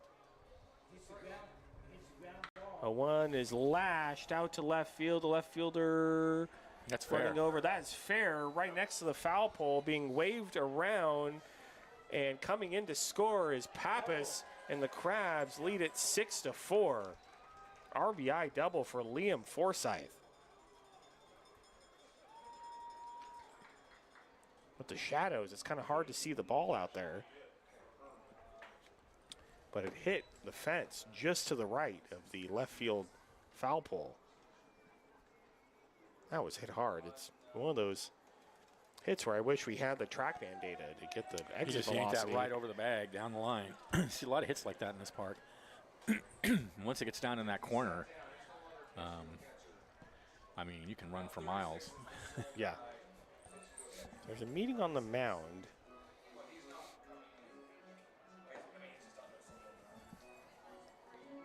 And it's still ongoing. Because that's the thing in our park. In our park, the left field corner is only 304 feet from home plate. Right. This park is 325 feet down there. So And you're a lot further away when the ball kicks up against the wall down there. Yeah, but Harry and David Field also misses the triples alley that our Arcata Ballpark has. Yeah. No, seems like it's longer down the line. It's longer down the lines, but it doesn't have the alley. That's true. So Forsyth is at second. Tate Medikoff stepping in. Crabs have done it again. Come back and scored after giving up a few Right, runs. and they respond, as we've been talking about. Medikoff swung on and missed. It's 0-1. And Forsyth has struck out twice before hitting that double. Okay, oh yeah, I get there. Yeah, I got it. I was wondering because all of a sudden I saw a guy for a half a second leaving off loose, and I thought, wait a minute. He was just talking to his coaches.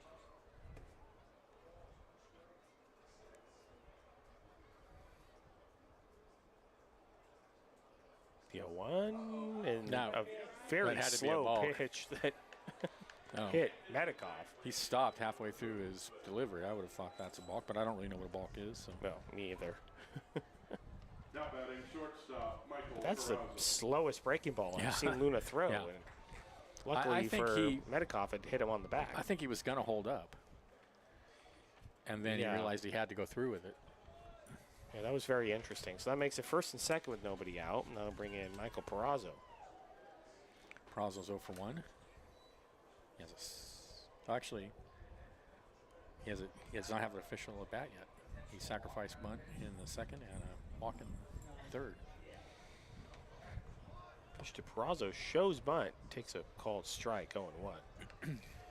So if the game in the other PEL game stays the way it is, with Healdsburg up 6-1, and the Crabs hold on here to beat the Rogues, they would be 4 games clear of the 2 teams that are tied for third place in that second and final PEL Championship Series spot.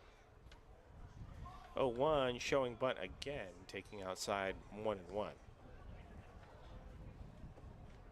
And then the West Coast Kings coming into today, they're 3-10 in league. So that's a series the Crabs should have a good handle on.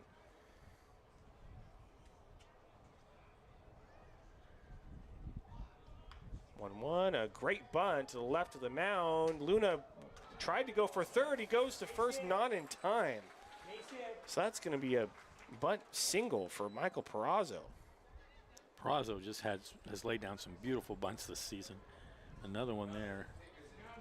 Beautiful bunt, but Herman Luna, I mean, if he Should have gone to first. if he just went to first Yeah, he should've gone to initially, first. he would have gotten it out. But he tried to go to third initially and then correctly decided that there was no play there and then threw to Too late. first, but it wasn't in time. So that's going to load the bases with nobody out. And guess who is stepping into the batter's box? Keenan Morris. He's not going to face Luna. He's not going to face Luna. The Rogues will make a pitching change. Bases loaded, nobody out. Crabs lead 6-4 here in the top of the sixth. We'll go back to the studio for a 60-second break. You're listening to Crabs Baseball, 107.3 FM.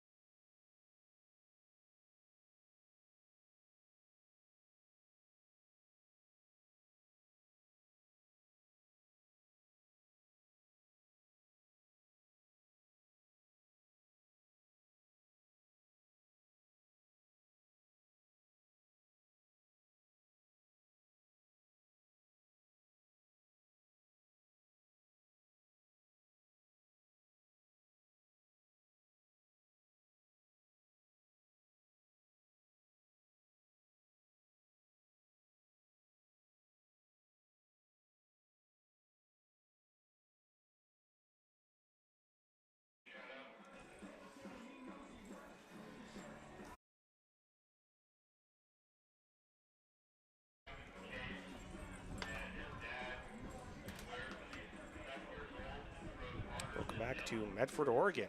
We're in the top of the 6th inning. The bases are loaded for the Crabs with nobody out.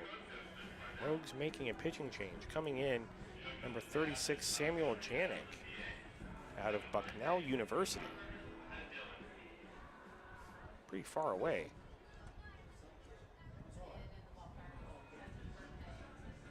Yeah, Lewisburg, Pennsylvania. He will face Keenan Morris.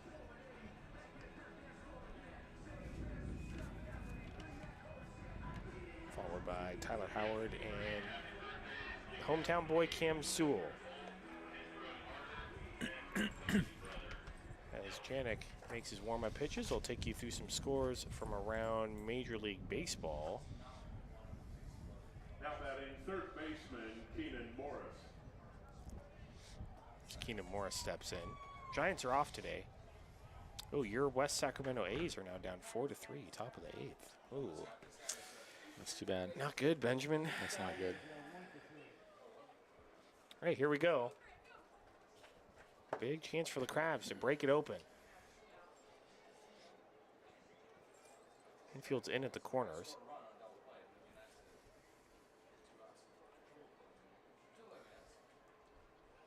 Pitch to Morris, and therefore called strike 0-1.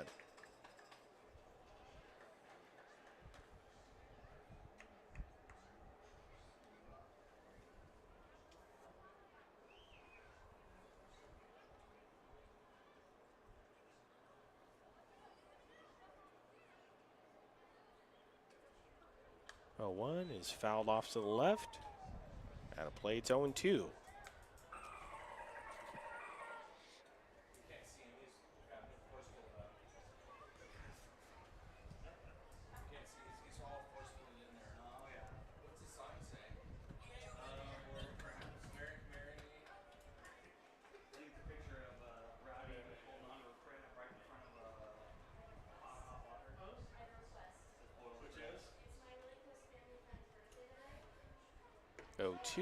Called strike 3. And very unusual for Keenan Morris to have a 3-pitch at bat. 3-pitch strikeout. One away. It's going to bring in Tyler Howard. That was a good pitch. Was definitely good pitching there. Howard's 1 for 3.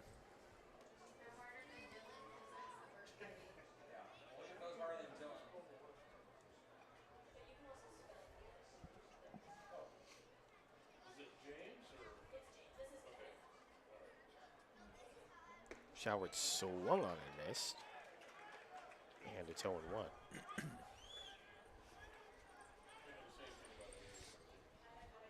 good. All right. So we'll say, hey, you're old. No.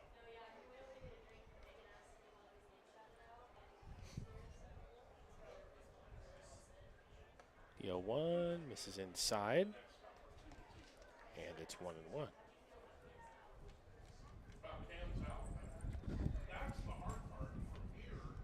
You can't really tell, but he definitely, I mean, the momentum was carrying him past the bag.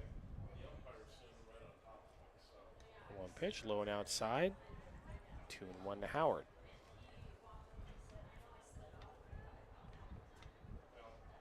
That's the question.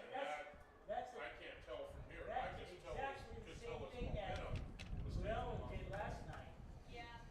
and then reached back, and it's kind of ironic. 2-1, a line drive into center field. That's going to drop for a base hit. One run's going to score, bobbled by the center fielder temporarily, but gets it back in quickly. Crabs go station to station, and they lead 7-4. Now batting second baseman Cam. Forsyth scores. Benikoff to third, Perazo to second. Bases remain loaded with 1 out.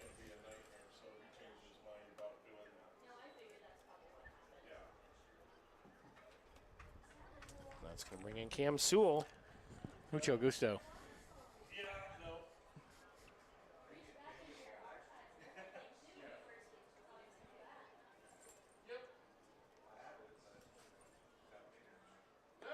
Sewell in there for a called strike 0-1. Now would be a great time for Sewell to hit a grand slam and stick it to his hometown team. and also his former team. Played for the Rogues in 2023.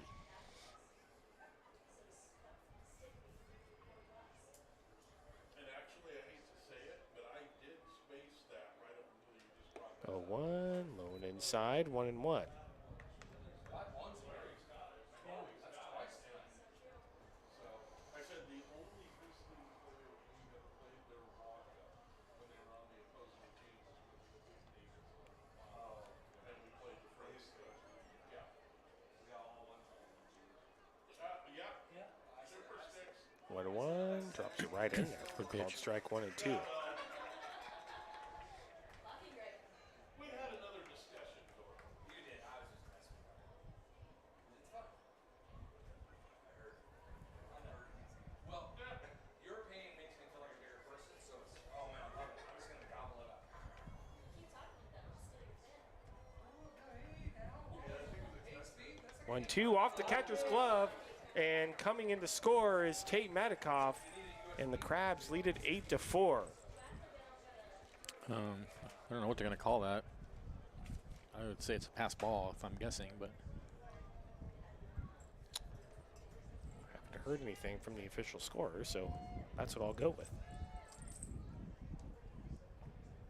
On that play, Perazo to third, Howard to second, 2-2 count. Cam Sewell, second and third, one out.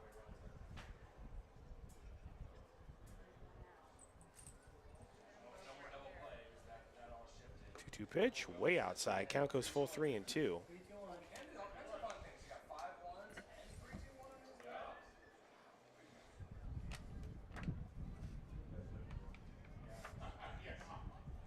There is that.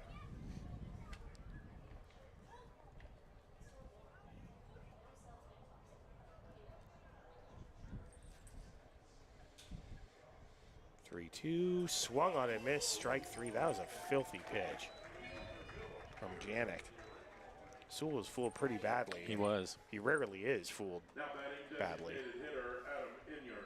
So second and third, 2 outs. We got He's going to bring in Adam Enyart.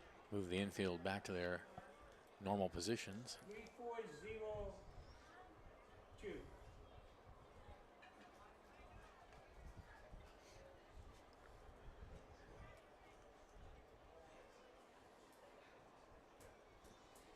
Enyart tonight has this one for Mr. 3. Enyart is a fly ball out to center field. The center fielder racing back, still racing back. It's over his head. 1 run's going to score. 2 runs are going to score. Heading to third, the play, and he is out, I guess. No, come on. What? He's safe. Okay, I thought the umpire signaled No, out. no, he threw his hands up, I think. Oh, but okay. It might have looked like, I think Okay, it so looked that like. is a triple. Now batting first baseman. Thank God, Houston that would have been Earthworm. a ridiculous call. I would have had to go down there. So a big triple for Adam Enyart. He stays red hot.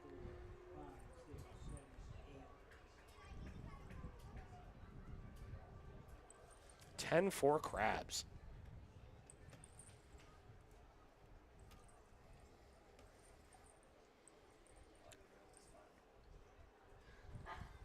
Hirschkorn will step in. The pitch to Hirschkorn in there for a strike, 0-1. By my count, Benjamin, that is 39 runs Wow. in 3 games Yep.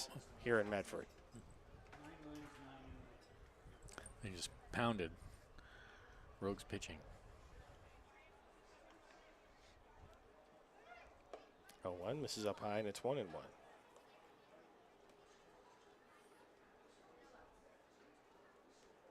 Is warming up for the Rogues.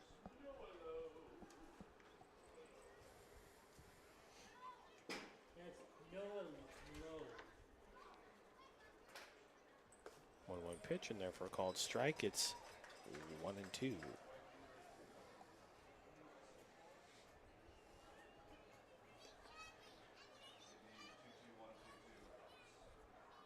Whoa, yeah.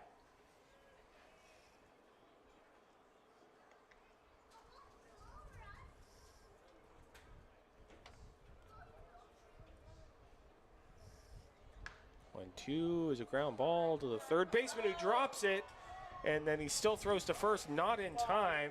And on that play, Enyart comes in to score, and it's 11-4. There's no RBI. So that's going to be an error on the third baseman, Marion. He had the baseball in his glove and then just dropped it. Yep, he just dropped it. Now batting center fielder Jacob Pappas. And errors have bit the Rogues throughout this series. It's only their first one tonight, but they had 5 on Tuesday and then 3 last night. Yeah. Jacob Pappas will step in. Hirschkorn at first, 2 outs. And pitch misses up high, 1-0.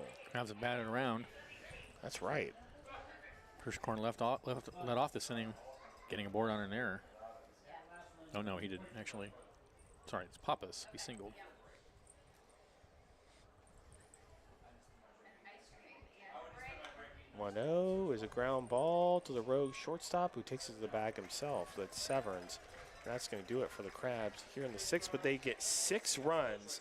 They lead it 11-4 as we head to the bottom of the 6th inning. That is 40 runs in 3 games for the Crabs. You're listening to high-scoring offensive Crabs baseball, 107.3 FM.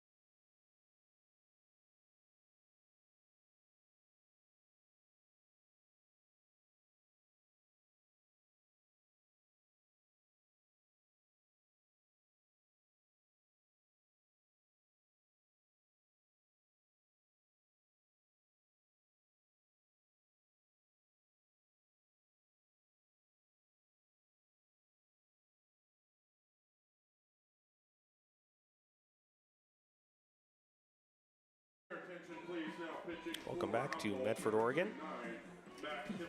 Bottom of the 6th inning, your Crabs lead the Rogues by a score of 11-4. And in the game now for the Crabs on the mound is arguably their best reliever. It is number 39, Max Hippensteel. And so far this season, Hippensteel, this is his 9th appearance, 14 1/3 innings pitched. In those 14 1/3, he has only given up 4 hits, 1 run. He has walked 7, struck out 17, a record of 1-0 and 3 saves. Yeah, I think he's been the best reliever. Definitely. For the Crabs by far. He's been the most consistent, that's for sure. He hasn't pitched the last 2 days. So no, I think Robin was saving Standish and Hippensteel for tonight. That's right. If the Crabs win the first 2, then they have a good chance of a sweep, and if they lose, then they have a good chance of salvaging one. That's right. Hey, Robin Guyver's a smart guy.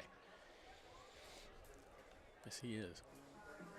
All right, so due up for the Rogues will be Fedro, Hill, and Perello.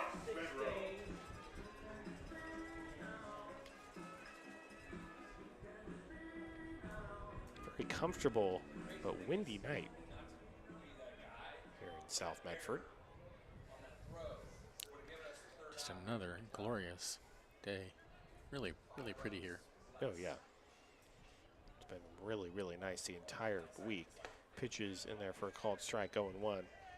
Last year when we were here, Benjamin, the temperature was considerably in the hotter. 110s. Yeah, it was considerably warmer last year. It was legitimately dangerous. The Rogues had to move the 2 night games from 6:35 to 7:35.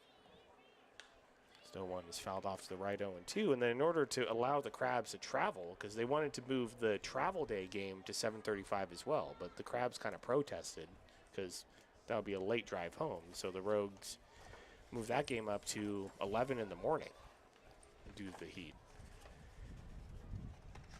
But this year it has been gorgeous. The 0-2 is swung on and missed, did not hold up, strike 3. 1 away. And that's going to bring in Isaac Hill. Grant's pass and Oregon Tech, Isaac Hill.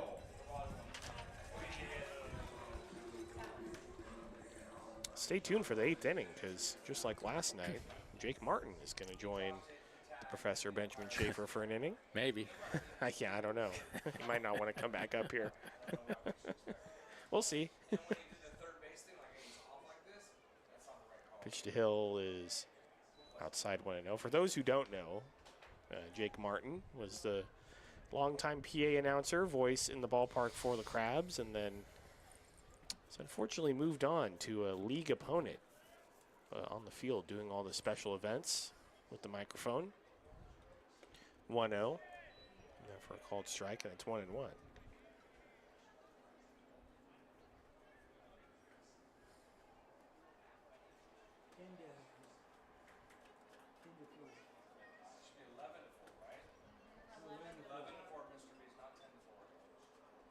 One in the dirt.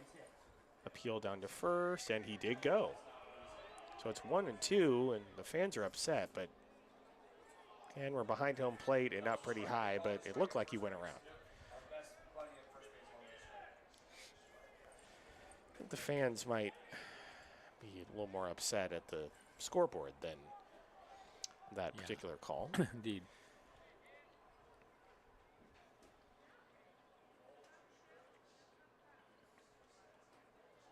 One, two, called strike 3, just Happy dotted trails on the corner. 2 away. Oh, he just got tossed. Oh, and he got ejected. Oh. Phil just got Well, tossed. I saw him turn back to the umpire and say something. Apparently what he said was Phil just got tossed. not good, because Isaac Hill just got ejected from this game. Phil just got tossed. Wow. So last night the manager of the Rogues got ejected, and this time one of the Rogues players gets ejected. Yeah. I mean, the abuse of umpires shameful these days. That's going to bring in Mason Perello. Perello's struck out twice tonight. See if he can get tossed.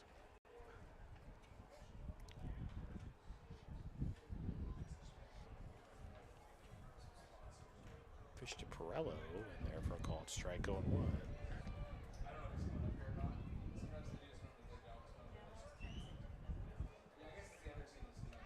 Oh, this is a Cobra Rubius actually pinch hitting. I was like, it didn't look like 31. The 0-1 is fouled off. And it's 0-2.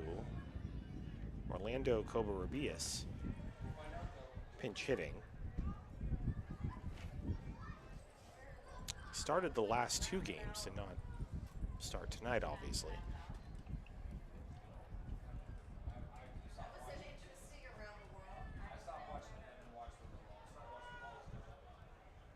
O2 fouled straight back. Do it again, 0-2. Forsyth just unable to hang on to it.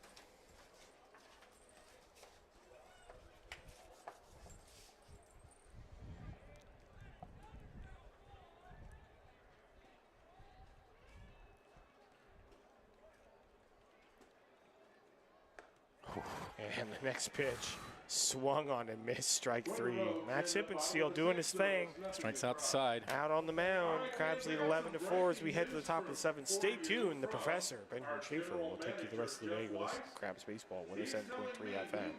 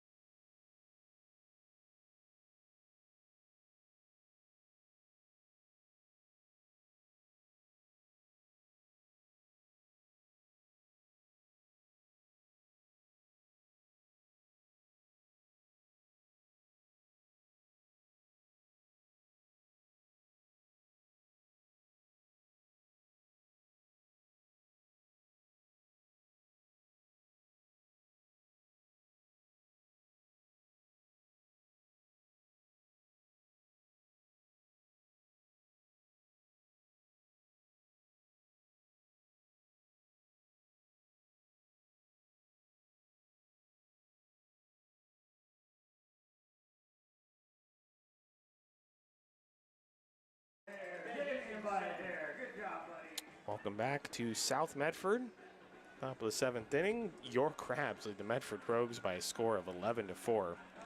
Crabs have scored 40 runs in this 3-game series so far. Due up for the Crabs, it will be Forsyth, Medikoff, and Perazzo. And now to take you the rest of the way, here is the Professor, Benjamin Schaefer. Thank you, Liam. Yo-ho, yo-ho, a bottle of aspirin for the Rogues. Here, attention, please. Now, pitching for the 11 runs, 12 hits, no errors for the Crabs. 4 runs, 8 hits, 1 error for the Rogues. New pitcher out on the mound, it's Noah Lowe. He'll face the bottom of the Crabs order, Forsyth, Medikoff, and Perazzo. I think the pitcher's last name would describe how the Rogues are right now. Sorry? Oh, right, Lowe, yes.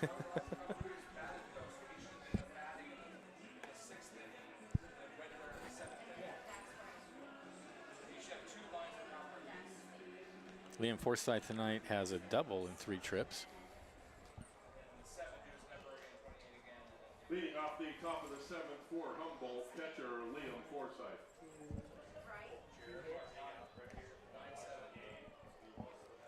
Crabs do go on to win this game. They'll be 11-4, right? 11-4 in the league.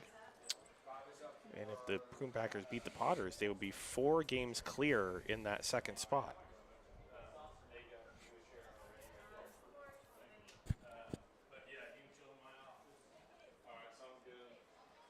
And the pitch to Forsyth, and it's a little looper past first base. Foul. Dusk settling at the ballpark now, the whole field in shadow. 1, 2 Ks. I think we got 6 Ks on the night, right?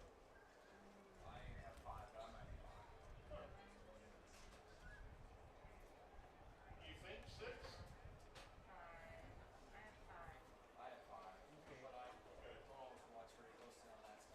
The 0-1 hits him.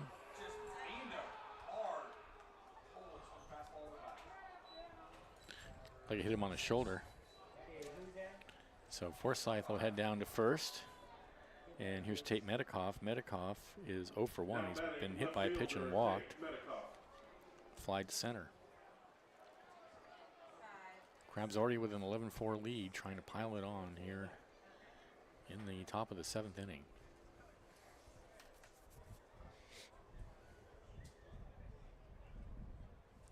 And the pitch to Medikoff is high and inside.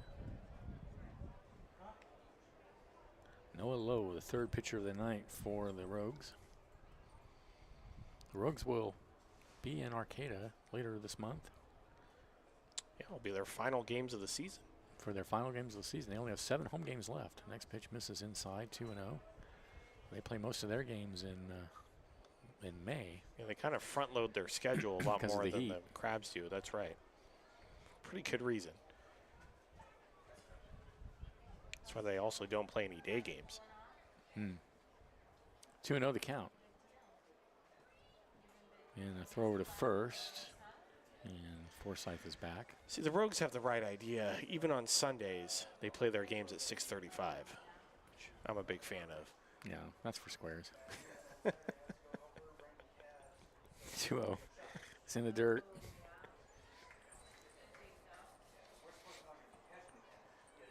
Three and 0 the count now to Medikoff.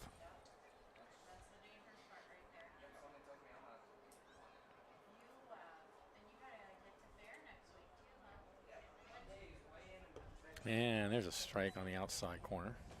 3-1. Forsyth not likely to go anywhere, I don't think.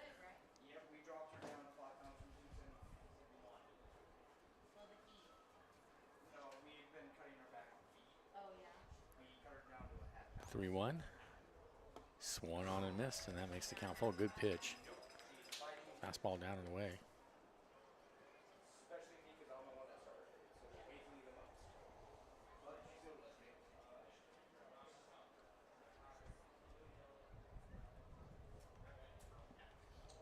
Three and 2.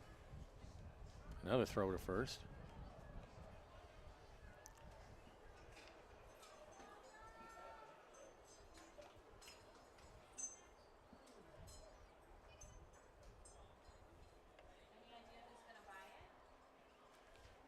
Count is full. Here comes the pitch. Inside. First and second, nobody out for the Crabs. And here's Michael Perazzo. Shortstop, Michael Perazzo. Perazzo's got a hit and one official at bat.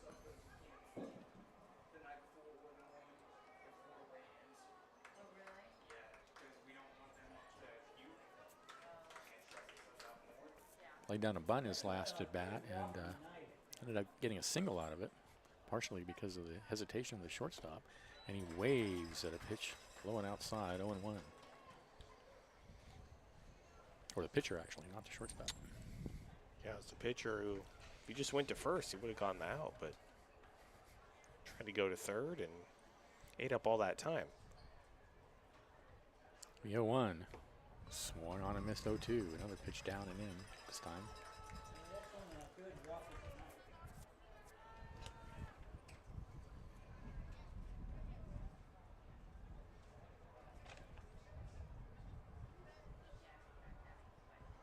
Yeah. 0-2.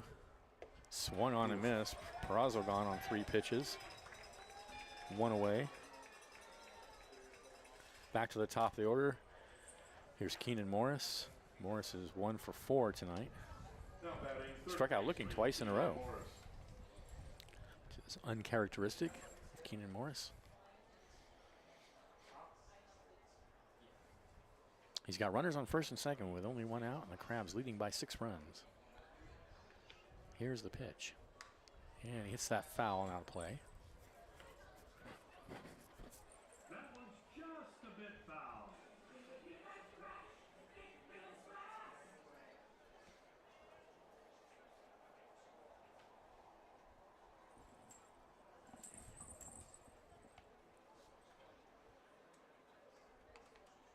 Look out at second. And low deals 0-1, and there's a breaking pitch way high. Nice job by Ortiz to leap up and catch it.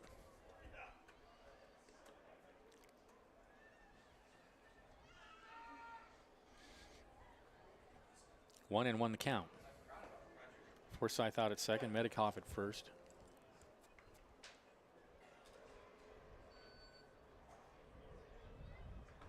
And the pitch.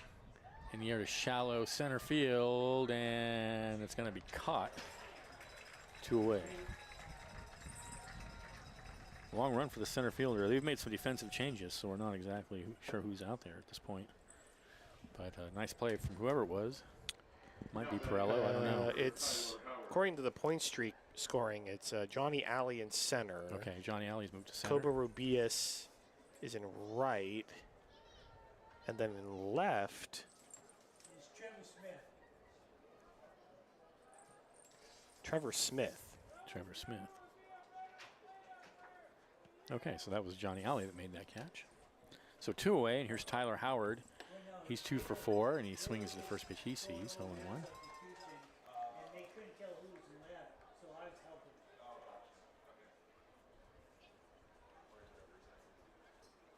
The batter's not Trevor Smith, it's Tyler Howard. But sure, I'll play along.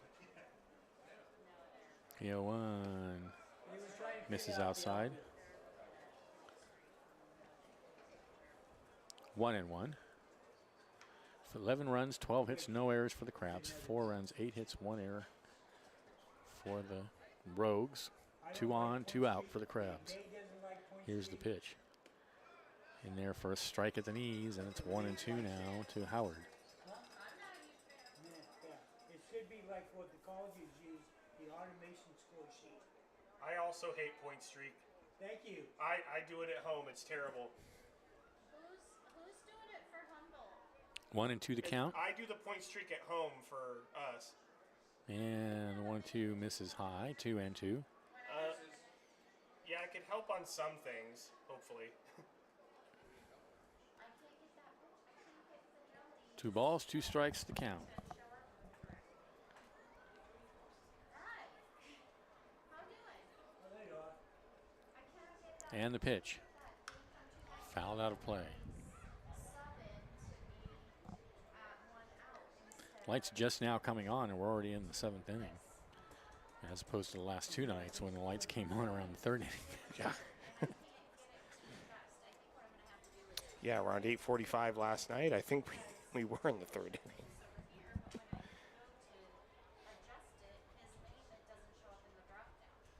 So we'll do it again with a count 2-2. Here's the pitch.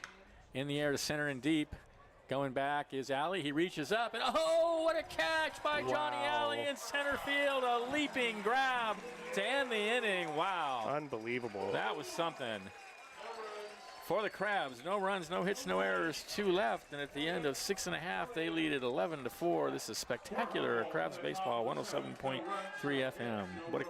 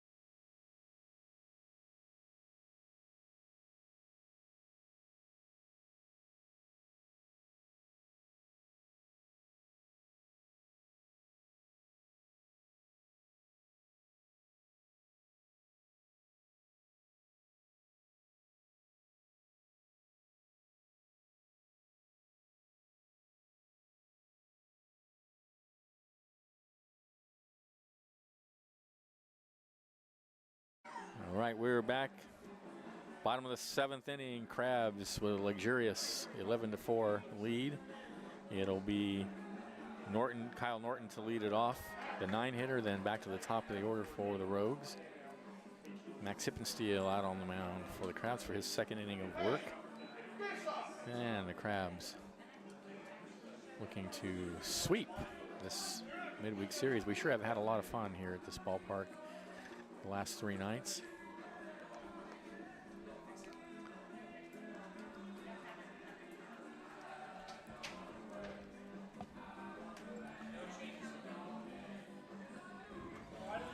All right, while we're waiting, get some scores from around Major League Baseball. Giants are off today. They will be facing the Dodgers tomorrow, 3-game weekend series.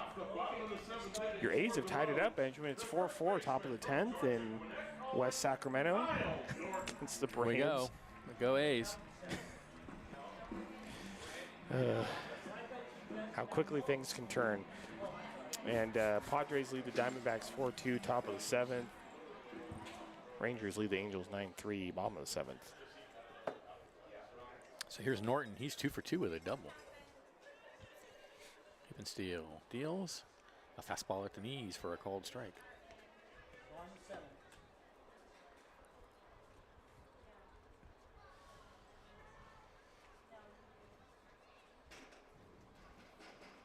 Hippensteel struck out the side in the bottom of the 6th, and that's not going to happen this time because there's a little line shot into left field for a base hit. 3rd hit of the night for Norton. So he's aboard with nobody out, and we'll go back to the top of the order. Here's Travis Finney. Travis Finney's 1 for 3.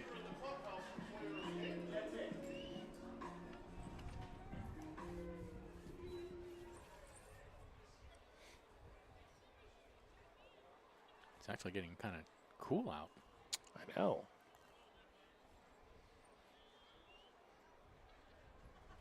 Here's the pitch. Swung on and missed, 0-1. Actually sat outside and had lunch outside yesterday. What? That was something. I know. That was a good lunch. It was good. 0-1 the count to Finney. We had Hawaiian barbecue today. That was good too. In the air down the right field line, and it's going to drift out of play. 0-2 the count now. Although we went to a Hawaiian barbecue place today and you ordered fish and chips. I don't like all that gravy and stuff. I don't know. I mean, it's good, but I wanted fish and chips. The 0-2. out of play. I had the hamburger steak. Beef patty over rice with gravy and mushrooms and onions and mac salad. It was delicious. Yeah, the fish and chips were good.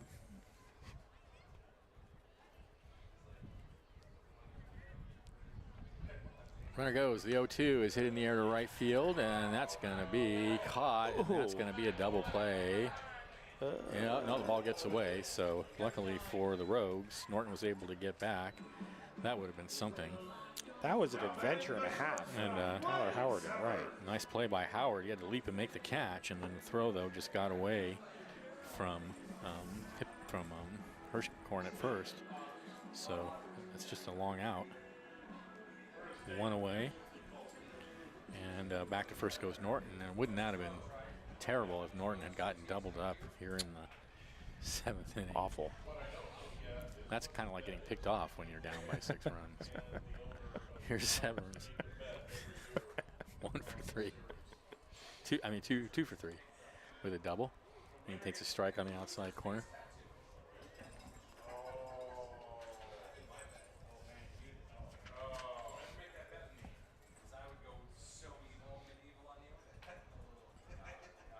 Steele sets and deals 0-1. That misses away.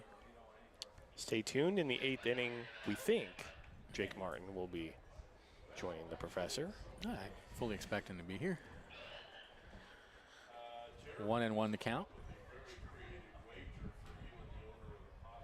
Runner goes. The pitch is fouled up against the screen. 1-2.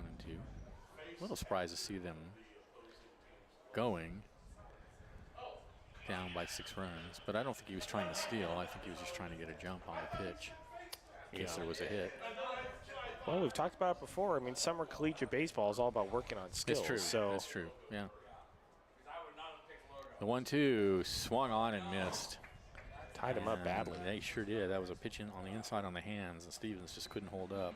So 2 away. Now batting the center fielder, Johnny. And here's Johnny Alley, who made that spectacular catch in center field last half inning. I mean, here at the summer collegiate level, I mean, you could be down 15 to nothing and you're going to still start stealing. Yeah, stealing because you're working on your base running. That's right. You're working on getting a good jump. That's what this level is all about. Alley's 1 for 2 and pitches in the dirt. Did he swing at that? No, I don't believe so. There's been no appeal. No.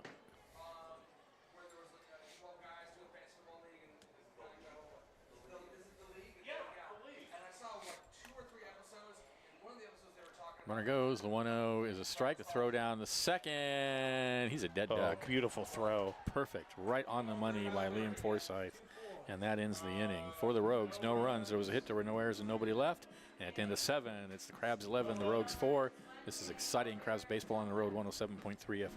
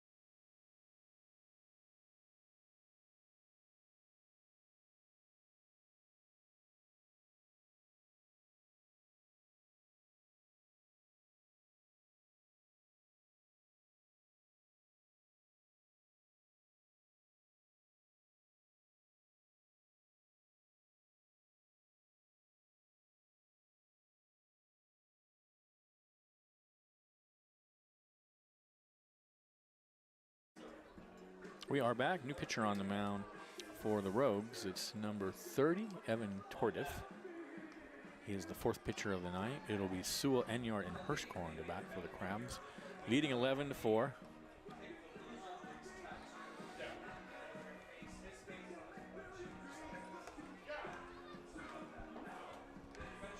Jake's busy doing the YMCA, but he'll be up shortly. Jake does a lot of work down there. I saw him chasing a little kid around the infield earlier in the game. Oh, he's the best in the business, and we wish he was doing his thing at the Arcata ballpark, but Rogues are lucky to have him. So Sewell is 2 for 3 tonight with a sacrifice fly.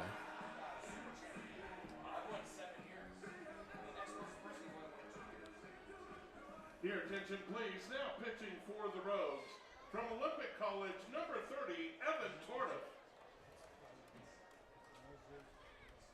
All right. Top of the 8th inning.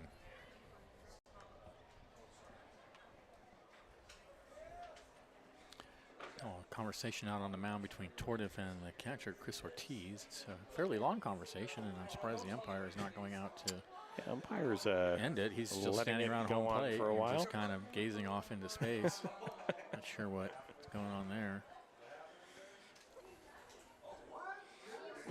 The umpire doesn't have to get on a bus and go back to Arcata tonight, I don't think.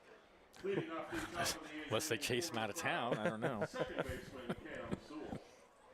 All right, so here's Sewell.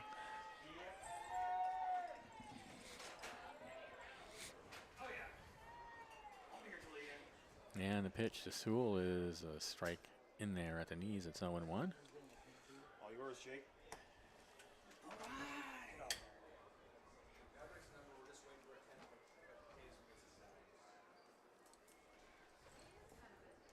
All right, joined by my old friend Jake Martin.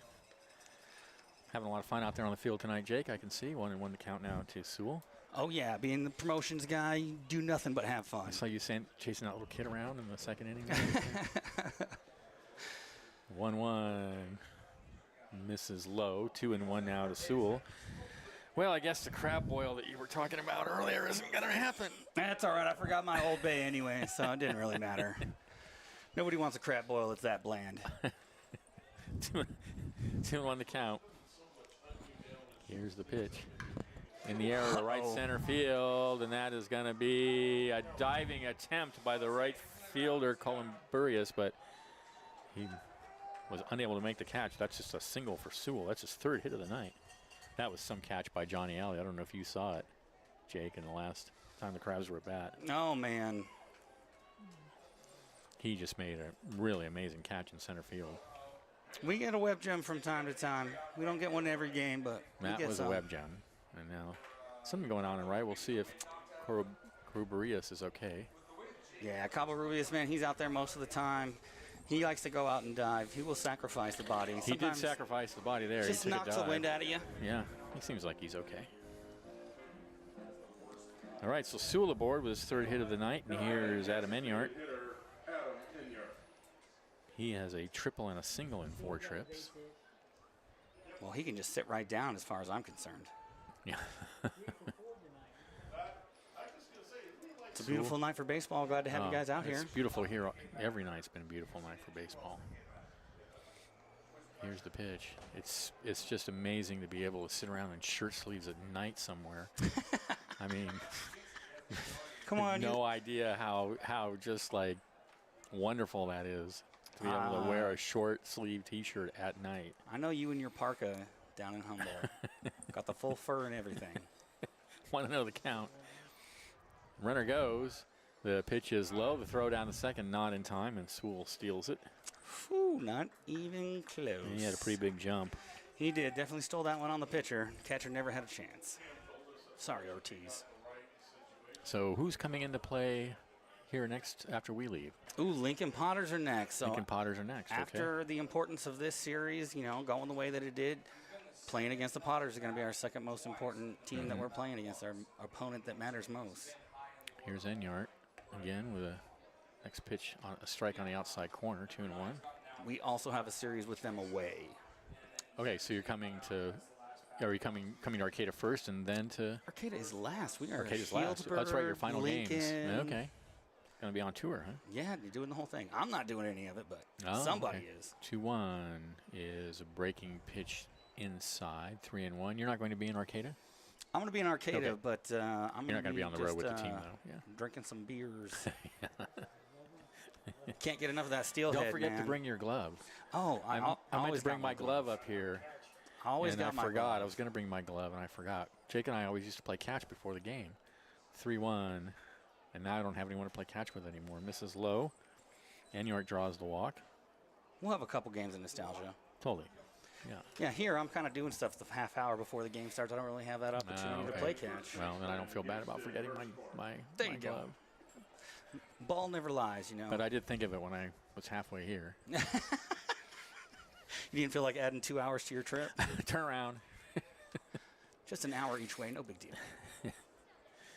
All right, so first and second, nobody out for the Crabs. Here's Hirschkorn. He is 1 for 4 tonight.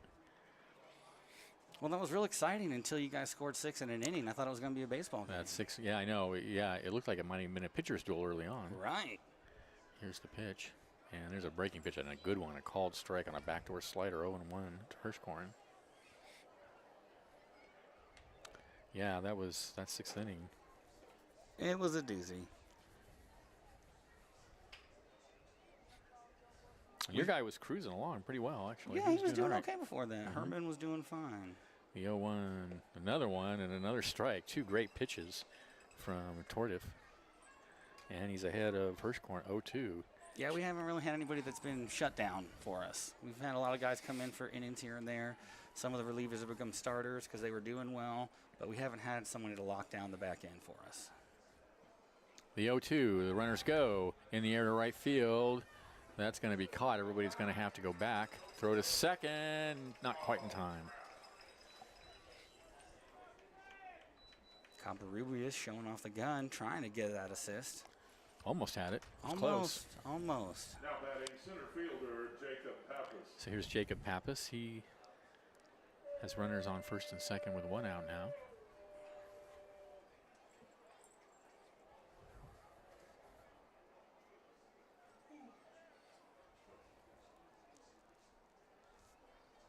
Crabs are in there. Tie-dye get-ups tonight.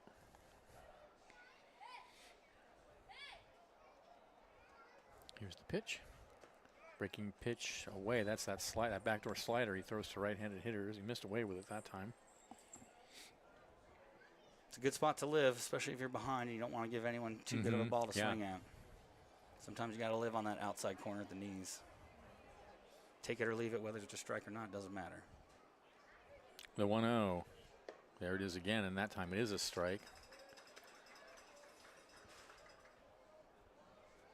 I like this color combo a lot better. We got tie-dyes versus the all blacks. It was just so much stars and stripes yesterday. Yeah, so much last stars night and it was stripes. kind of hard to tell the players apart a little bit. It was an overwhelming display of patriotism, but 1-1 the count. Runners go. The pitch is outside to throw down the third, not in time. Double steal.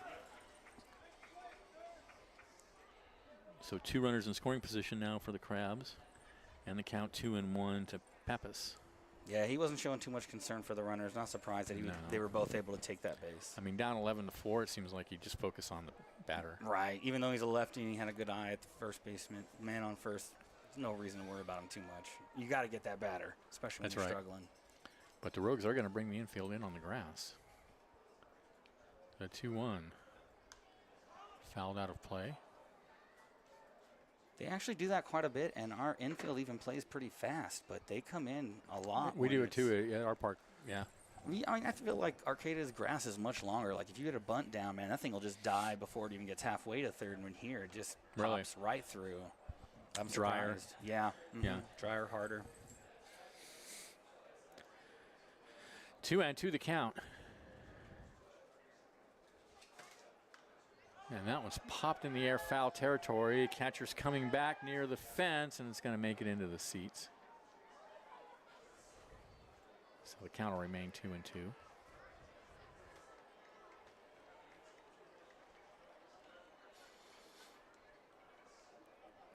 Yeah, we got a long way to go. We got to make something happen here. We got to get some outs. We have any semblance You have of a 6 chance. outs left. I know, man. That's not a lot of outs, man. It's not a lot of outs when you need 7 runs. And that's why they brought the infield in. 2-2 the count. And the pitch. in the air. Shallow left center.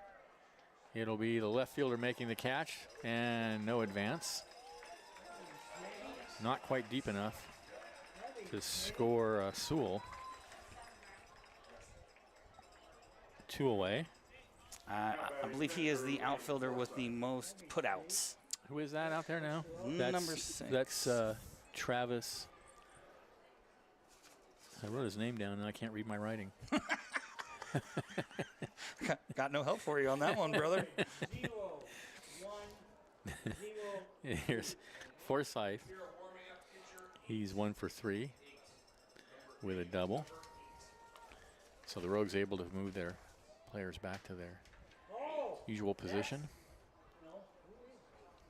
Who is? All right, sounds like we've got a lively debate happening on the other side of the wall from us. I'm not sure what's happening. I'm not sure either. Tordiff swings and misses a pitch outside. 0-1. Oh, let's see here.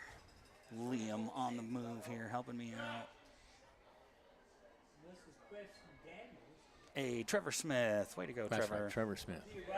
Yeah, he's been the best at outfield assists. He's got I Good think arm, 3 huh? or 4 putouts. The 0-1. Lashed foul down the third baseline. Yeah, I See a lot of triples in that corner down there, Oh man, it's troublesome. in that left field corner. It's troublesome. We were saying it's only 304 in Arcata. It's 325 Yep, here, so when it gets down 325 into the both corner, corners, man, that's a quite a bit further distance. Mm-hmm. Yeah, it's gonna be an extra base if you're not on it.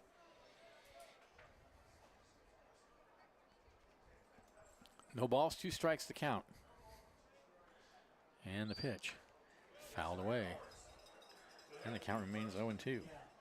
Who are you guys facing off against next? Who do you got up next? We have the Kings, the West Coast Kings, coming in West Coast for, I guess it's a Kings. 4-game series, right?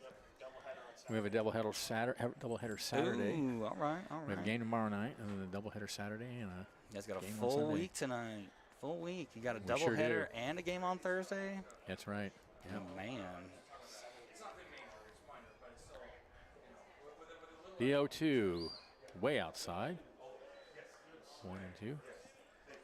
And then at some point, Healdsburg's coming in, and that's going to be a huge series for us, obviously. Obviously.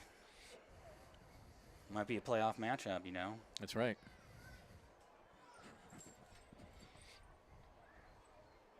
Well, the Rogues are going to be happy that you're getting the heck out of town. We'll deal with the next guys when they get here, but we're just trying to get you guys out of here. Yeah, well, yeah. We were hoping to steal one. We had that opportunity in the first game. We haven't really had it since, but we're still out here. We're still grinding. And now time's called by Forsyth.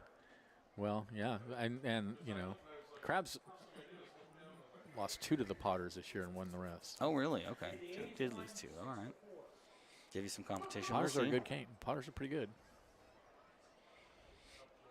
They're losing tonight, though, to Healdsburg. Yeah, that's how it goes. Playing Healdsburg. 1-2. And the pitch.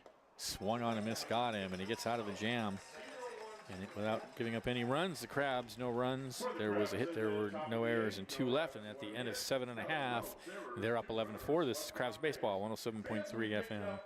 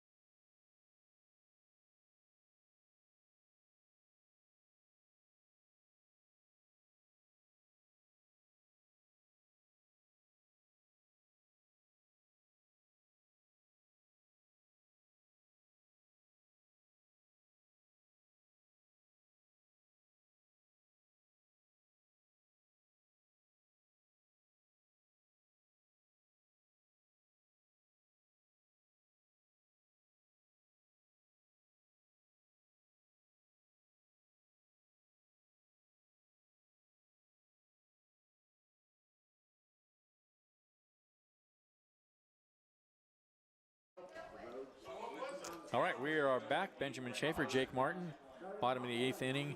It'll be Ali, Ortiz, and Marion for the Rogues, unless they bring in some pinch hitters. With the Crabs leading 11-4, 11 runs, 13 hits, no errors for the Crabs, 4 runs, 9 hits, 1 error for the Rogues. You guys were missing a scintillating conversation about baseball fashion. We were talking about some jerseys that are available down at the dugout store. I was noting how cool some of the Rogues jerseys are in the store. They have jerseys that say Rogues, but they're like Hawaiian shirts with donuts all over them, and it says Rogues across the front. Yeah, man, we've had them all. We have one that's cool. French fries. We have one that's bacon. Yeah, and a couple different Christmas ones. Rogues across the front. Yeah, pretty cool stuff. My personal favorite is they had like a couple years ago Halloween in July instead of Christmas in July. So it was Rowdy, but he had like mummy stuff all around him. So it was actually pretty excellent.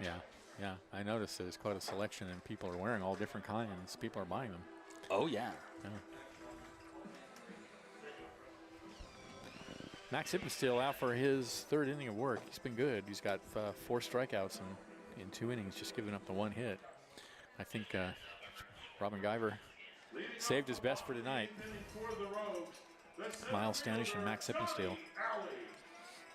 All right, Johnny. So here's Johnny Alley. He is 1 for 2 tonight. He scored a couple of runs. I like it that he has the Red Hot Chili Peppers as his walk-up song. Excellent selection. We've got some good walk-up music from these batch of dudes. Definitely. We don't do walk-up songs in our ballpark because of the band. And there's a fly ball into shallow center field. Coming in and making the catch is Pappas. 1 pitch, 1 out. I guess you guys don't want me in the booth talking about stuff, man. I don't know if they think I'm going to, let loose with some secret information or what, but they're just taking care of my guys too fast. I'm not going to have any chance to have any fun here. Well, yeah. You picked the wrong pitcher because he's very efficient, Hippensteel. He's been great all season.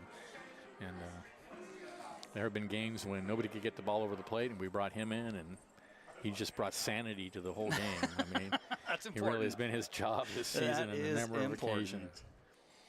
So here's Ortiz, 1 for 3, and he takes a pitch outside, 1-0. Ortiz is a grinder, man. He's had a lot of extra base hits for us, especially in some clutch situations for a couple of our wins. He's got a double tonight, and he had a couple in the first game, too. He had 2 doubles, I think, in the first game. Double machine. And there he hits one in the air foul, and that's going to drift into the Crabs bullpen. You don't see that a lot from the catcher, A lot of guys that are catcher, they're going to go to first and be like, okay, I'm cool.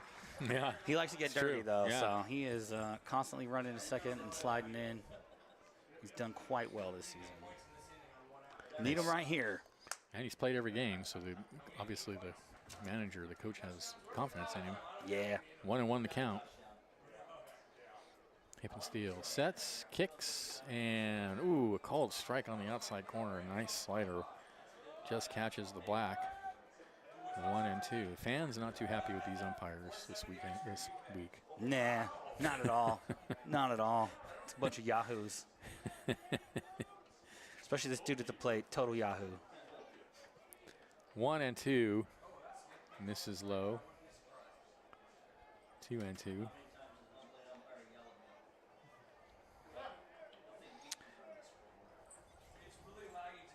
I'm not sure they'll let me back in the booth if I feel the need to yell out the window at the umpire, but I can just try to play it off as you. Oh, it was Benjamin, I swear, it wasn't me. I did yell at him one time tonight at second base. And I was like, Benjamin, I can't hear you from up there. Right, 2-2 is line Get down down left that field line. line. That's See what going I'm to go talking into the about? corner.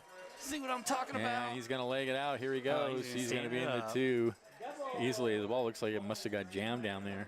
Yeah, possible. So, as you said, he seems like a doubles machine. That's another one for him tonight. That's his second one tonight. Second place, too. He just yanked that one. That's the second one. He's just hit right over the bag down into the corner. Yeah. So here's Jordan Marion with a runner at second and 1 out.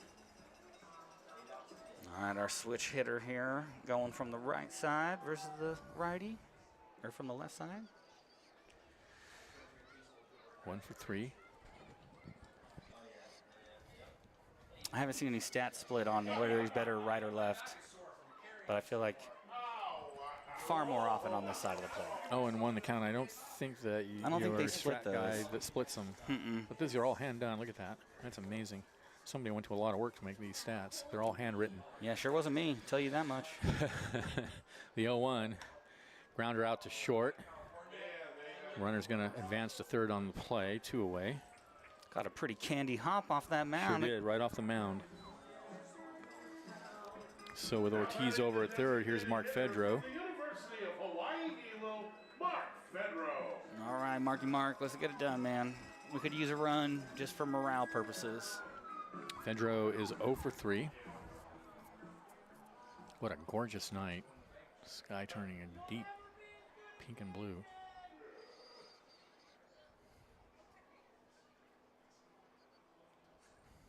And he waves a pitch low and away, 0-1.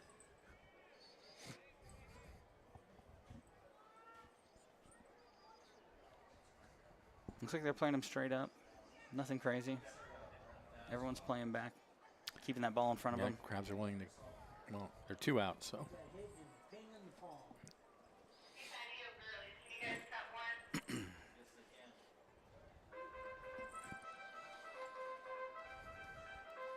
All right, they're signaling the charge. Yeah. Might be a We little- need the cavalry maybe at a this little point. late, but- Yeah, we could have done that one in the 6th. Here's the pitch. And it's lined out to second base. Oh, it's going to get past him and into right field for a base. I'm assuming it's going to be a base hit. Yep. Gotta be. And that plates the run to make it 11-5 in favor of the Crabs. Just out of reach of Sewell. Attention, please. Now batting the left fielder from Washington State University, Trevor Smith. Come on, Smitty. So here's Trevor Smith. Trevor Smith is in for Hill. He came in as a defensive replacement for Hill last inning. Yeah, he got tossed. He said those magic words to the umpire at home plate. Probably commenting on his job yesterday. That's what I'm assuming. He turned around and said something, and that's all Oh, it yeah. took. It was a quick exchange. So Oh, yeah. Smith takes a strike, 0-1. So that's what happens when they call a strike when you left the bat on your shoulder. And that's hit down the right field line, foul.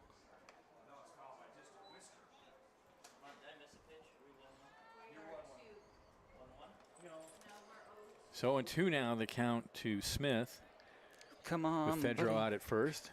Come on, buddy. Rogues have played a run here in the bottom of the 8th. So far, when the Rogues have scored a run, the Crabs have come right back and scored runs of their own. And that's fouled up against the screen. So Oh, we got Cabarrubias on deck, so if he can find a We'll way to see get another pitch. on, we'll have one of our best power hitters coming to the plate. he looks like he can put the charge in the ball. That's Oh, for sure. yeah. Oh, yeah. He's a beefy dude. Beefy dude for an outfielder. The 0-2, Hippensteel sets and comes home in low, I guess. 1-2. Yeah, okay, produce. Fedro with a short lead over at first. The 1-2, and he cues it foul over to the Crabs dugout. And almost got Robin Guyver sitting on a upturned bucket over there. Well, that was Robin. Those guys got cat-like reflexes. I'm not worried about that. They didn't even flinch. I don't think they even flinched. Would not surprise me. Those guys are gamers. The 1-2 is high, 2-2. So Hippensteel just having a little bit of trouble getting this third out here in the bottom of the 8th. He had to hold back, man. He wanted that bad boy. He sure did. 2-2. Ground ball There we up the go. middle, base hit. That means Smitty! And that'll put runners on first and second with 2 outs. All right, Cabarrubias. Here he And here's comes. Cabarrubias.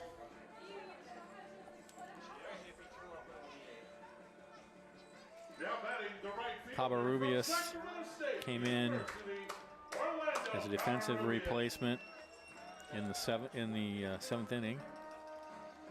He's got runners on first and second.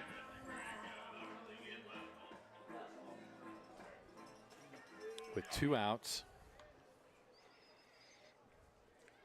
And now someone beginning to stretch out in the Crabs bullpen. Hippensteel looks out at second. Here's the pitch. And that's a strike on the inside corner. Good pitch. Right at the knees. 174. He said 174. 0-1 the count. What's your typical attendance on a night like this here? We are usually right about the 700 Tuesday, Wednesday, Thursday games. Next pitch is fouled up against the screen. 0-2. Yeah, 7 to 850, somewhere in there. And the weekends over 1,000 maybe? Usually on Friday. Saturday and Sunday are more close to the average. Okay. But Friday, that's the big one. 0-2 the count. It's usually fireworks nights on Friday. So Here's the pitch. that explains it. Grounded foul. Wide of first. Yeah, we had 6 different fireworks Fridays, and those Yeah, are definitely all the our fireworks. biggest games. And Oh, I'm sure, yeah. last Friday was the 4th of July, and we still had a show. So that was our biggest day since 2018, over 1,800 at the ballpark. I think it was 1,808. Wow. That's over our capacity even. It was a happy day, except for the wild monsters running around on the grass berm being reckless and crazy because they're wild monsters. That's right. The 0-2. Hippensteel looks out at second and deals. Low. All right. 1-2 now to Covarrubias. Norton on deck, and he's 3 for 3.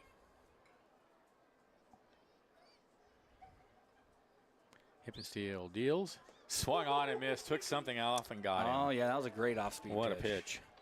For the Rogues, though, they get a run on 3 hits. There were no errors and 2 left. And at the end of 8, the Crabs lead at 11-5. This is exciting Crabs baseball, 107.3 FM. Hippensteel.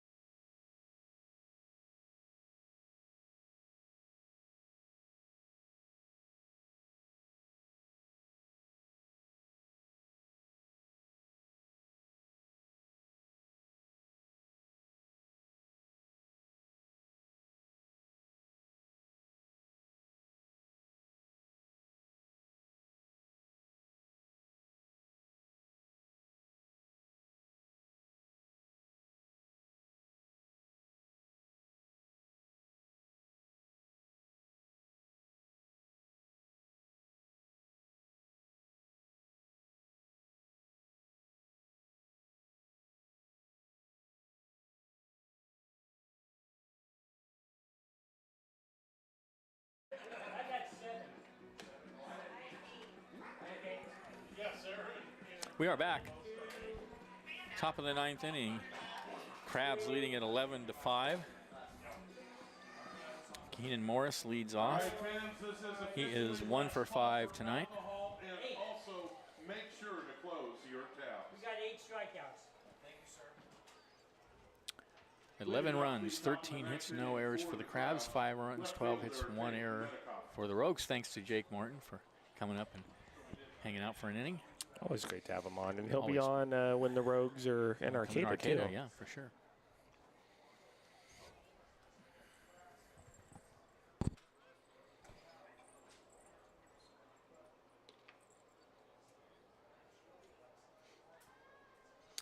All right, so this is not Aiden Morris. This is Tate Metcalf. Oh, it is Metcalf leading off. I have that's what I have. Yeah, Metcalf leading it off here in the bottom of the 9th, top of the 9th. He takes a pitch outside. It's 1-0.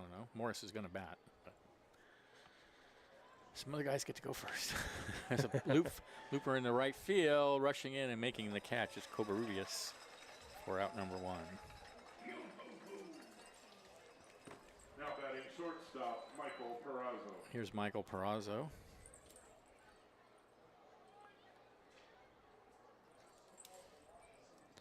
Perazzo is 1 for 2 tonight. Hey, Dave, everybody's asking me, how do we get Joyce from the All-Stars? Here's the pitch. Okay. And there's a strike right down the middle, 0-1.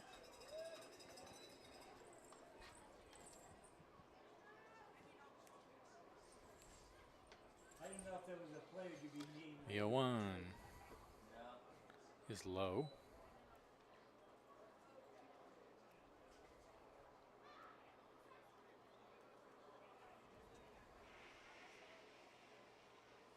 The 1-1. Strike. Right down the middle. 1-2 now to Peraza.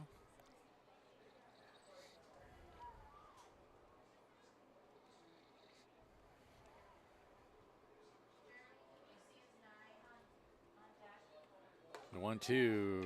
Ooh, Boy, that was that looked pretty good. close. Good take, I guess. 2-2.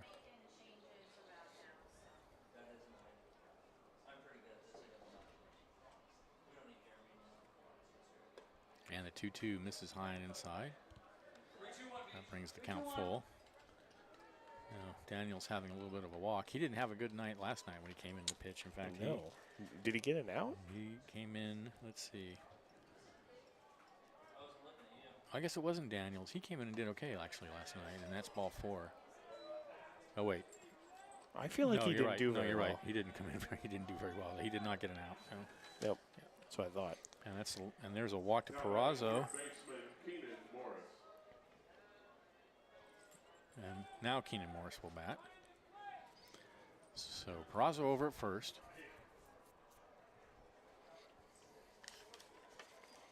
Yeah, last night he came in and yeah, he got belted around. A lot of the Rogues pitchers have in this series. Yes, they have. Throw over to first. Peraza's back. And now he steps off. Well, assuming the Crabs hold on in the bottom of the 9th, I don't think I've seen a more dominant road series from the Crabs ever. No.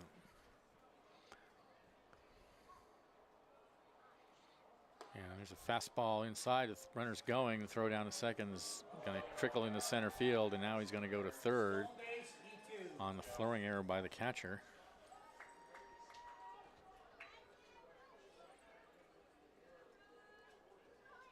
Well, the catcher Ortiz just kind of whipped the ball out. Yeah, he would have been better just eating it. He didn't have a chance to get Yeah. it. The pitch was way outside or inside.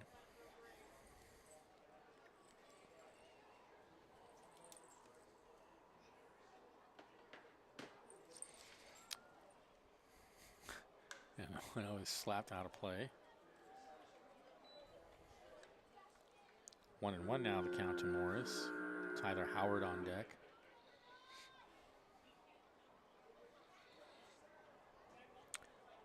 Yep. 1-1 the count.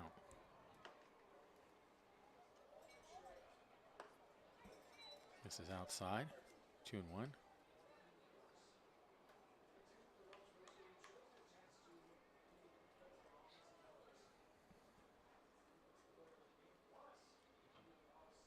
The 2-1. Whoa. Almost hit him, and it goes all the way to the backstop. That's going to plate another run. Good thing for the Crabs it didn't hit him because That's got right. the run in. Got the run in. So 12-5 Crabs.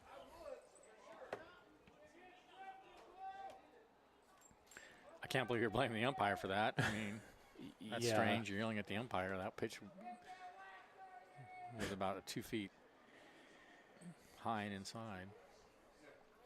Well, maybe the fan is mad that it didn't hit him, because if it would have hit him, it wouldn't have resulted in a run. 3-1 is a walk. This is what we need. Well, if Tyler Howard can come up and hit one over the fence, then He may not get a I'll chance. be okay with it. If Daniels cannot get the ball over the plate. He has walked 2 batters in a row, and this is sort of what happened last night. Yep. Now the catcher out to have a word. Classic Crabs baseball, just wearing down the opposing pitching. 41 runs in 3 games for the Crabs. That's unbelievable. The Crabs came, they saw, they conquered. They went home. Yeah, I mean, just like I said, in all my years going on the road with the Crabs, I've never seen a more dominant Decisive road series. victories, yes. There's a good pitch, a strike right at the knees. 0-1 to Howard.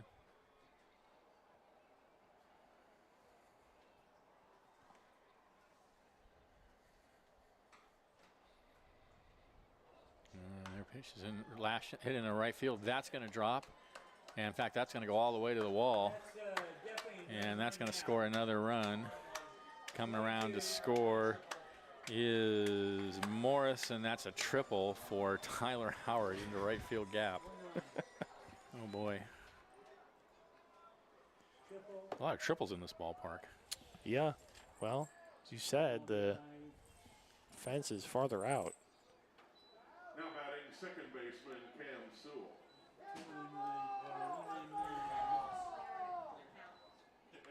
42 runs, 3 games.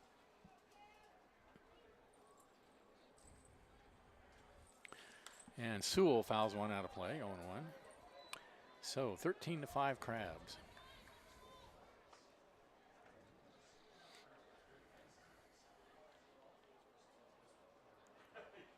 And the Crabs went 2-7 on the road. Did we sweep last year here? I think we took 2 out of 3. I know we won the series. Maybe we swept. I think we swept last year too. I know we won the series. 1-1 the count. Here's the pitch, low and outside. Well, the record on the road last season, either way, was not good. well below 500. No, much better road And team this year, it's much better. This is just a better team than last year. Oh, like 100%.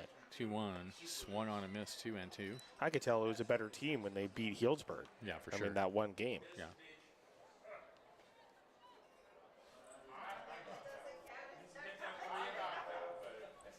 Two balls, 2 strikes. And the pitch. And he just gets a piece of it and fouls it up against the screen.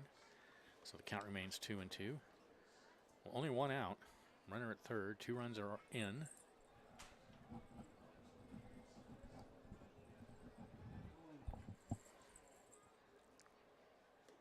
And that gets away and goes all the way to the backstop. Oh, that's a wild pitch. Okay. Even I'm not sure about that one. And it's going to be a wild pitch, and the Crabs lead at 14-5. 43 runs. Well, at least it clears the bases for now.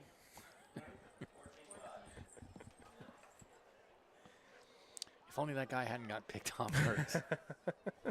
That's the difference in this ball game. 3-2 is high and inside, and Sewell walks.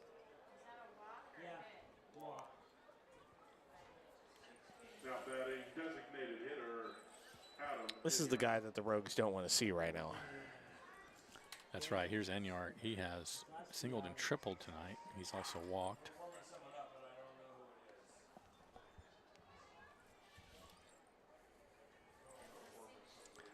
So Sewell over at first.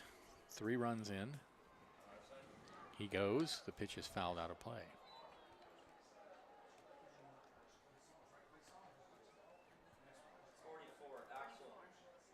Axel Holt. I'm sure the Rogues are just wanting this guy to get out of the inning without having to make another change, but they do have someone warming in the pen. He's got 1 out. Runner at first. 0-1 to Enyart. And the pitch rides high with a fastball. It's going to be a fun bus ride home. Yeah, Guys are going to be good moods. lit on the bus. 1-1. He throws over to first.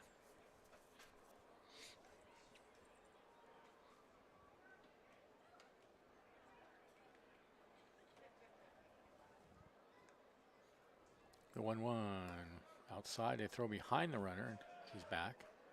2-1.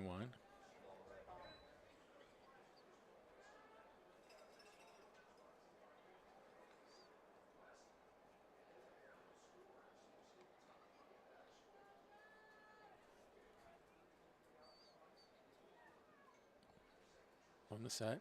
2-1. Grounded over short. He's got it. Throw to second for 1. Back to first. And it's a 6-4-3 double play for the Rogues to end the inning.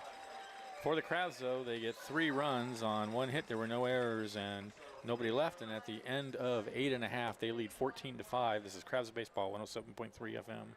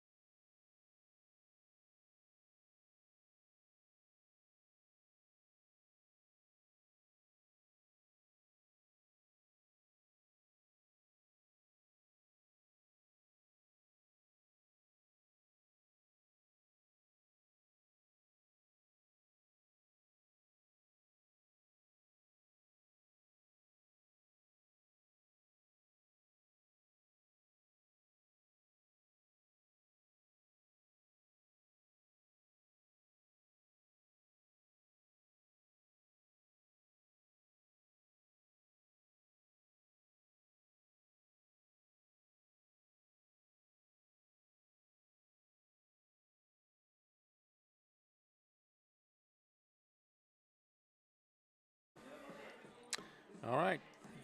Bottom of the 9th inning, last chance for the Rogues with the Crabs leading by 9. 14 runs, 14 hits, no errors for the Crabs. 5 runs, 12 hits, 2 errors for the Rogues.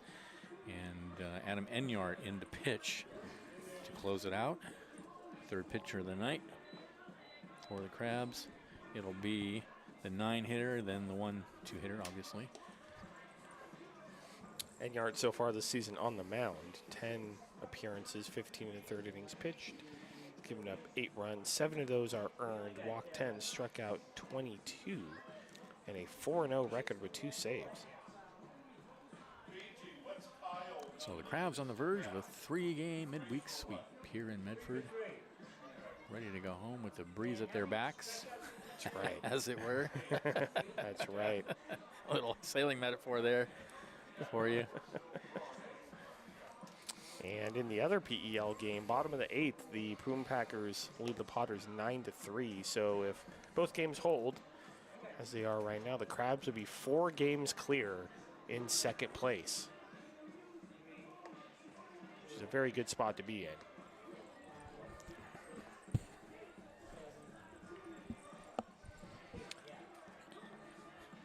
Well, yeah, and the fact that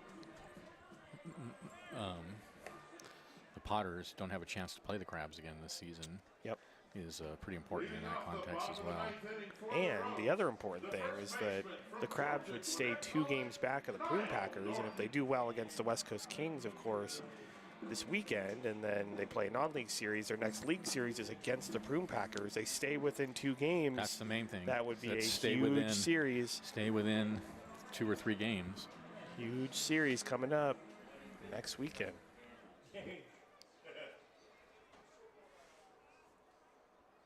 All right, here we go. Here's Norton. 3 for 3 with a double. And he takes a fastball away from Enyart.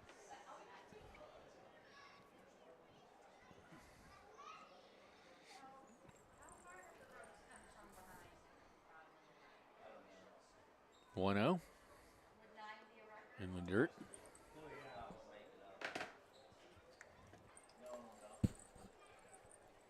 Two balls, no strikes to count.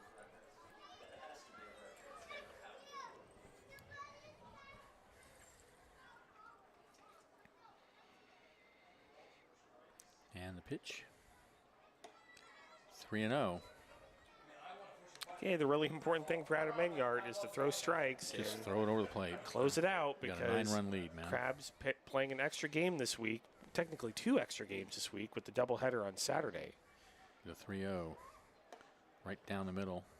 3-1. That's where every pitch should be. Robin Guyver does not want to put in another pitcher. No. But for the if you're the Rogues, your main goal right now is to get another pitcher into the game. That's right. 3-1. And he walks him. And Enyart has been a little wild lately. He has. He started out on the mound very good, and then his last few outings have been a little bit all over the A place. little shakier. Now batting the second baseman from Yakima Valley College, Travis Biddy.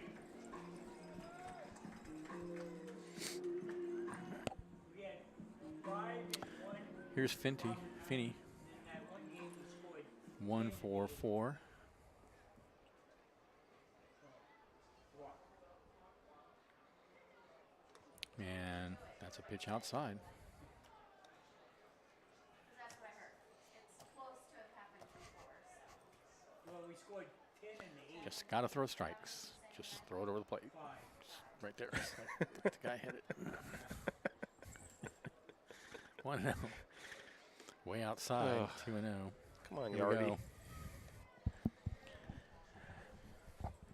It's not what we want to see right now. 2-0 the count.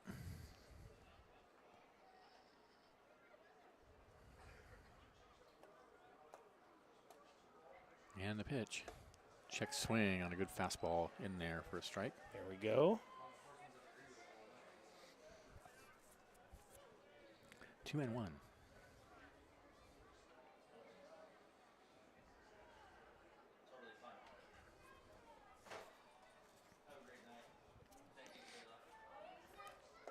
And there's another strike at the knees on the inside corner, and the count goes to 2-2. Look at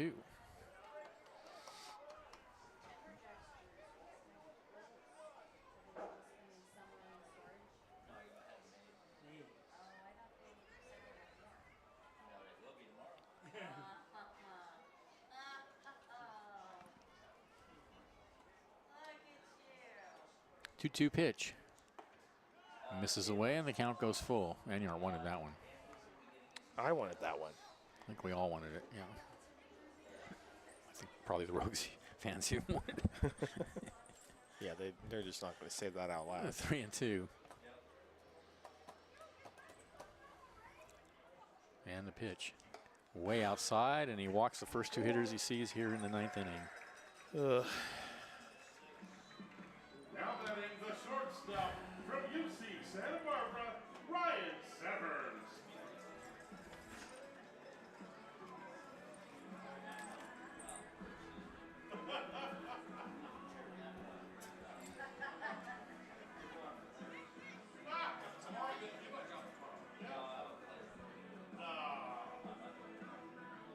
So 2 outs, nobody on for Severns. He's 2 for 4 with a double.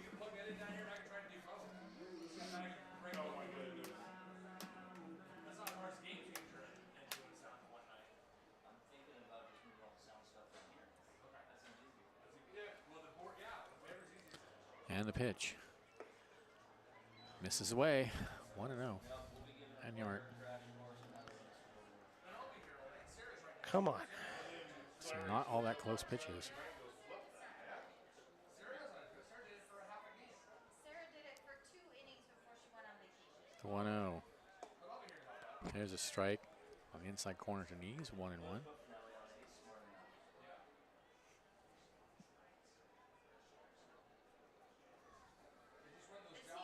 he the one who did this? No, not the one that broke that one. 1-1 the count. Here's the pitch. Every throw of the ball, you have to be paying attention. 2-1 inside. Norton at second, Finney at first. 2-1 the count. 9-run lead for the Crabs. Actually, Beach has the best job. We're in the 9th inning. A lot of paperwork. A lot of paperwork and looking at Facebook. 2-1. Way outside. And he's pitched away of loading the bases on walks. Not good. 3-1. And that was not close. That was 3 feet outside. And no action anywhere in the Crabs bullpen. Looked like Robin I don't do any of that. said Maybe he's something sending to the somebody bullpen. down there now, yeah. Might be a good idea. Email. 3-1. I don't do Oh. And that goes all the way to the backstop, and that's ball 4. So 3 straight walks from Enyart. Ugh. I don't do Brutal. I don't do TikTok. Eric Giaccone's going to go out there.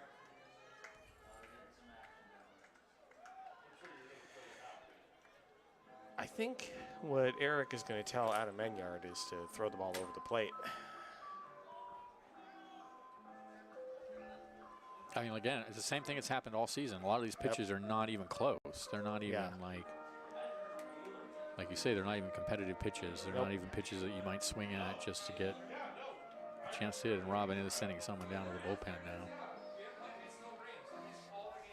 It's one thing if you're nibbling. No, he's not nibbling. And hitters are taking pitches and he's doing a good job. I mean, they're giving Adam Engard's giving the Rogues hitters no choice. Yeah, right. No, they couldn't hit him if they wanted to.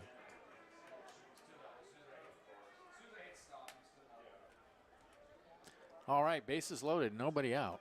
Crabs with a 9-run lead, so lots of room, but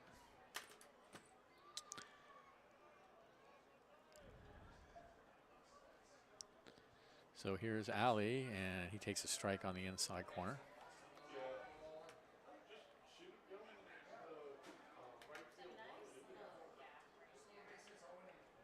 0-1.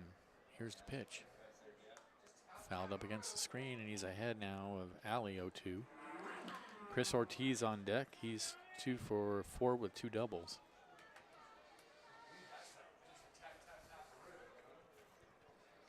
Oh, and 2.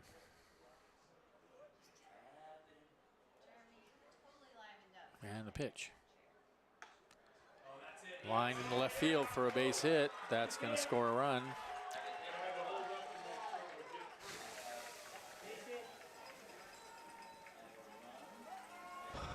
Everybody's going to move up 90 feet. Didn't hit it hard, just hard enough to get the run in. So 14-6 Crabs. Still nobody out. Bases loaded, and here's Ortiz.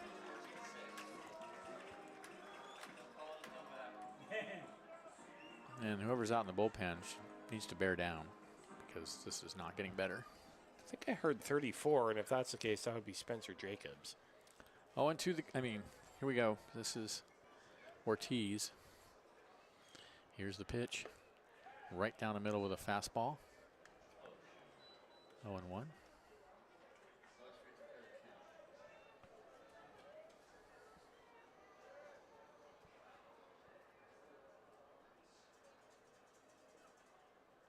And Yard deals 0-1. That's a strike at the knees, 0-2.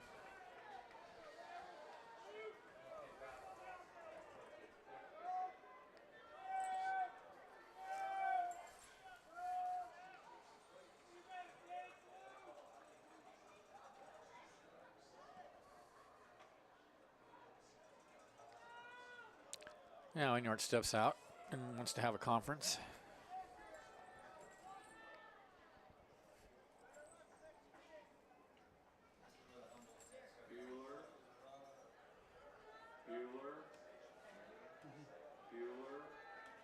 He's sick.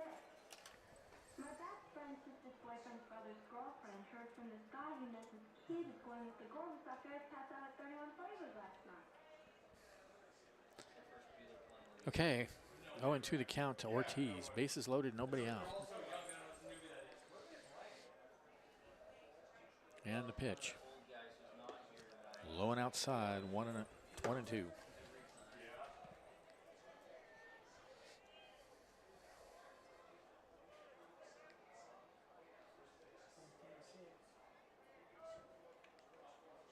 One-two pitch. Called. Strike 3. Happy trails. 1 away. Oh, and he's not happy with the call. And he did not get tossed, but Ortiz had a few words. They must have been nicer words than whatever That's right. Isaac Hill said. 1 away, and here's game. Jordan Marion. Marion is 1 for 4.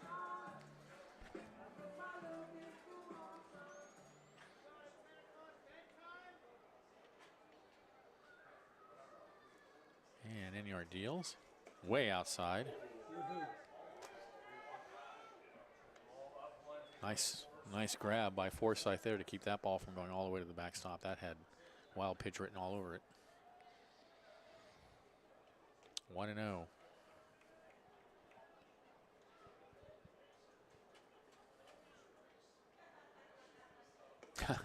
Another one, and that does get away, and that's going to plate another run. Ay, ay, ay. Ay, ay, ay. And the only prescription is more capital.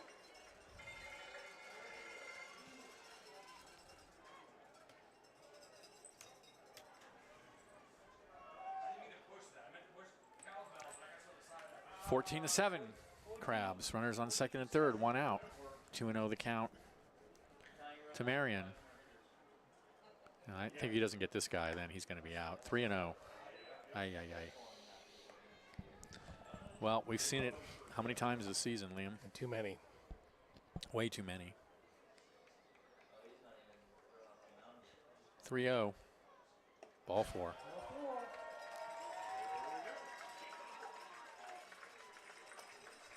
Now batting the designated hitter from the University Loaded, of bases loaded again. Here comes Robin. That's going to be it. Well, Robin's checking to see if whoever's in the checking. bullpen's ready. Yeah, well, he's not going to. Yeah, so Enyart's going to have to face I guess he's not, so. Fedro with the bases loaded and only 1 out. All right. And he gets to tap her out to short and throw to first. That's going to play to run, but it'll also be the second out of the inning. Yeah, running it out. So 14-8 now, Crabs. But the Frogs are down to their last out. 6-8. Trevor Smith. And here's Trevor Smith, singled his first at bat back in the 8th inning. We got a run? Yeah. Who scored? Allie, right? So second and third.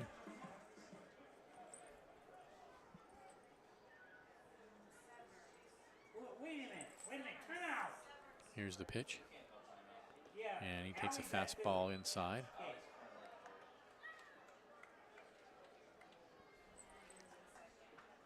And Federal got an RBI, right? And he hits one in the air to left field.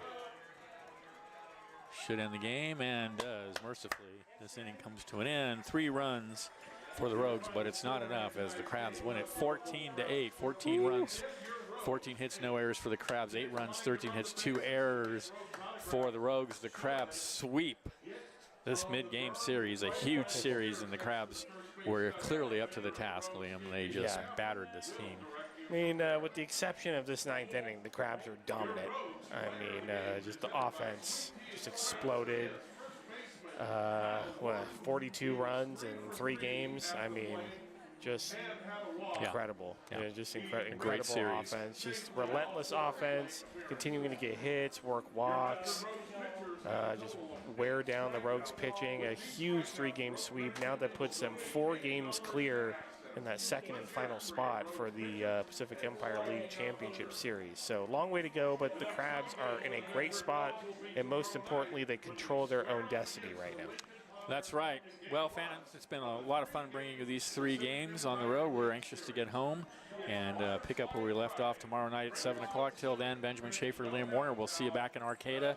Thanks for listening. This is Crabs Baseball, 107.3 FM.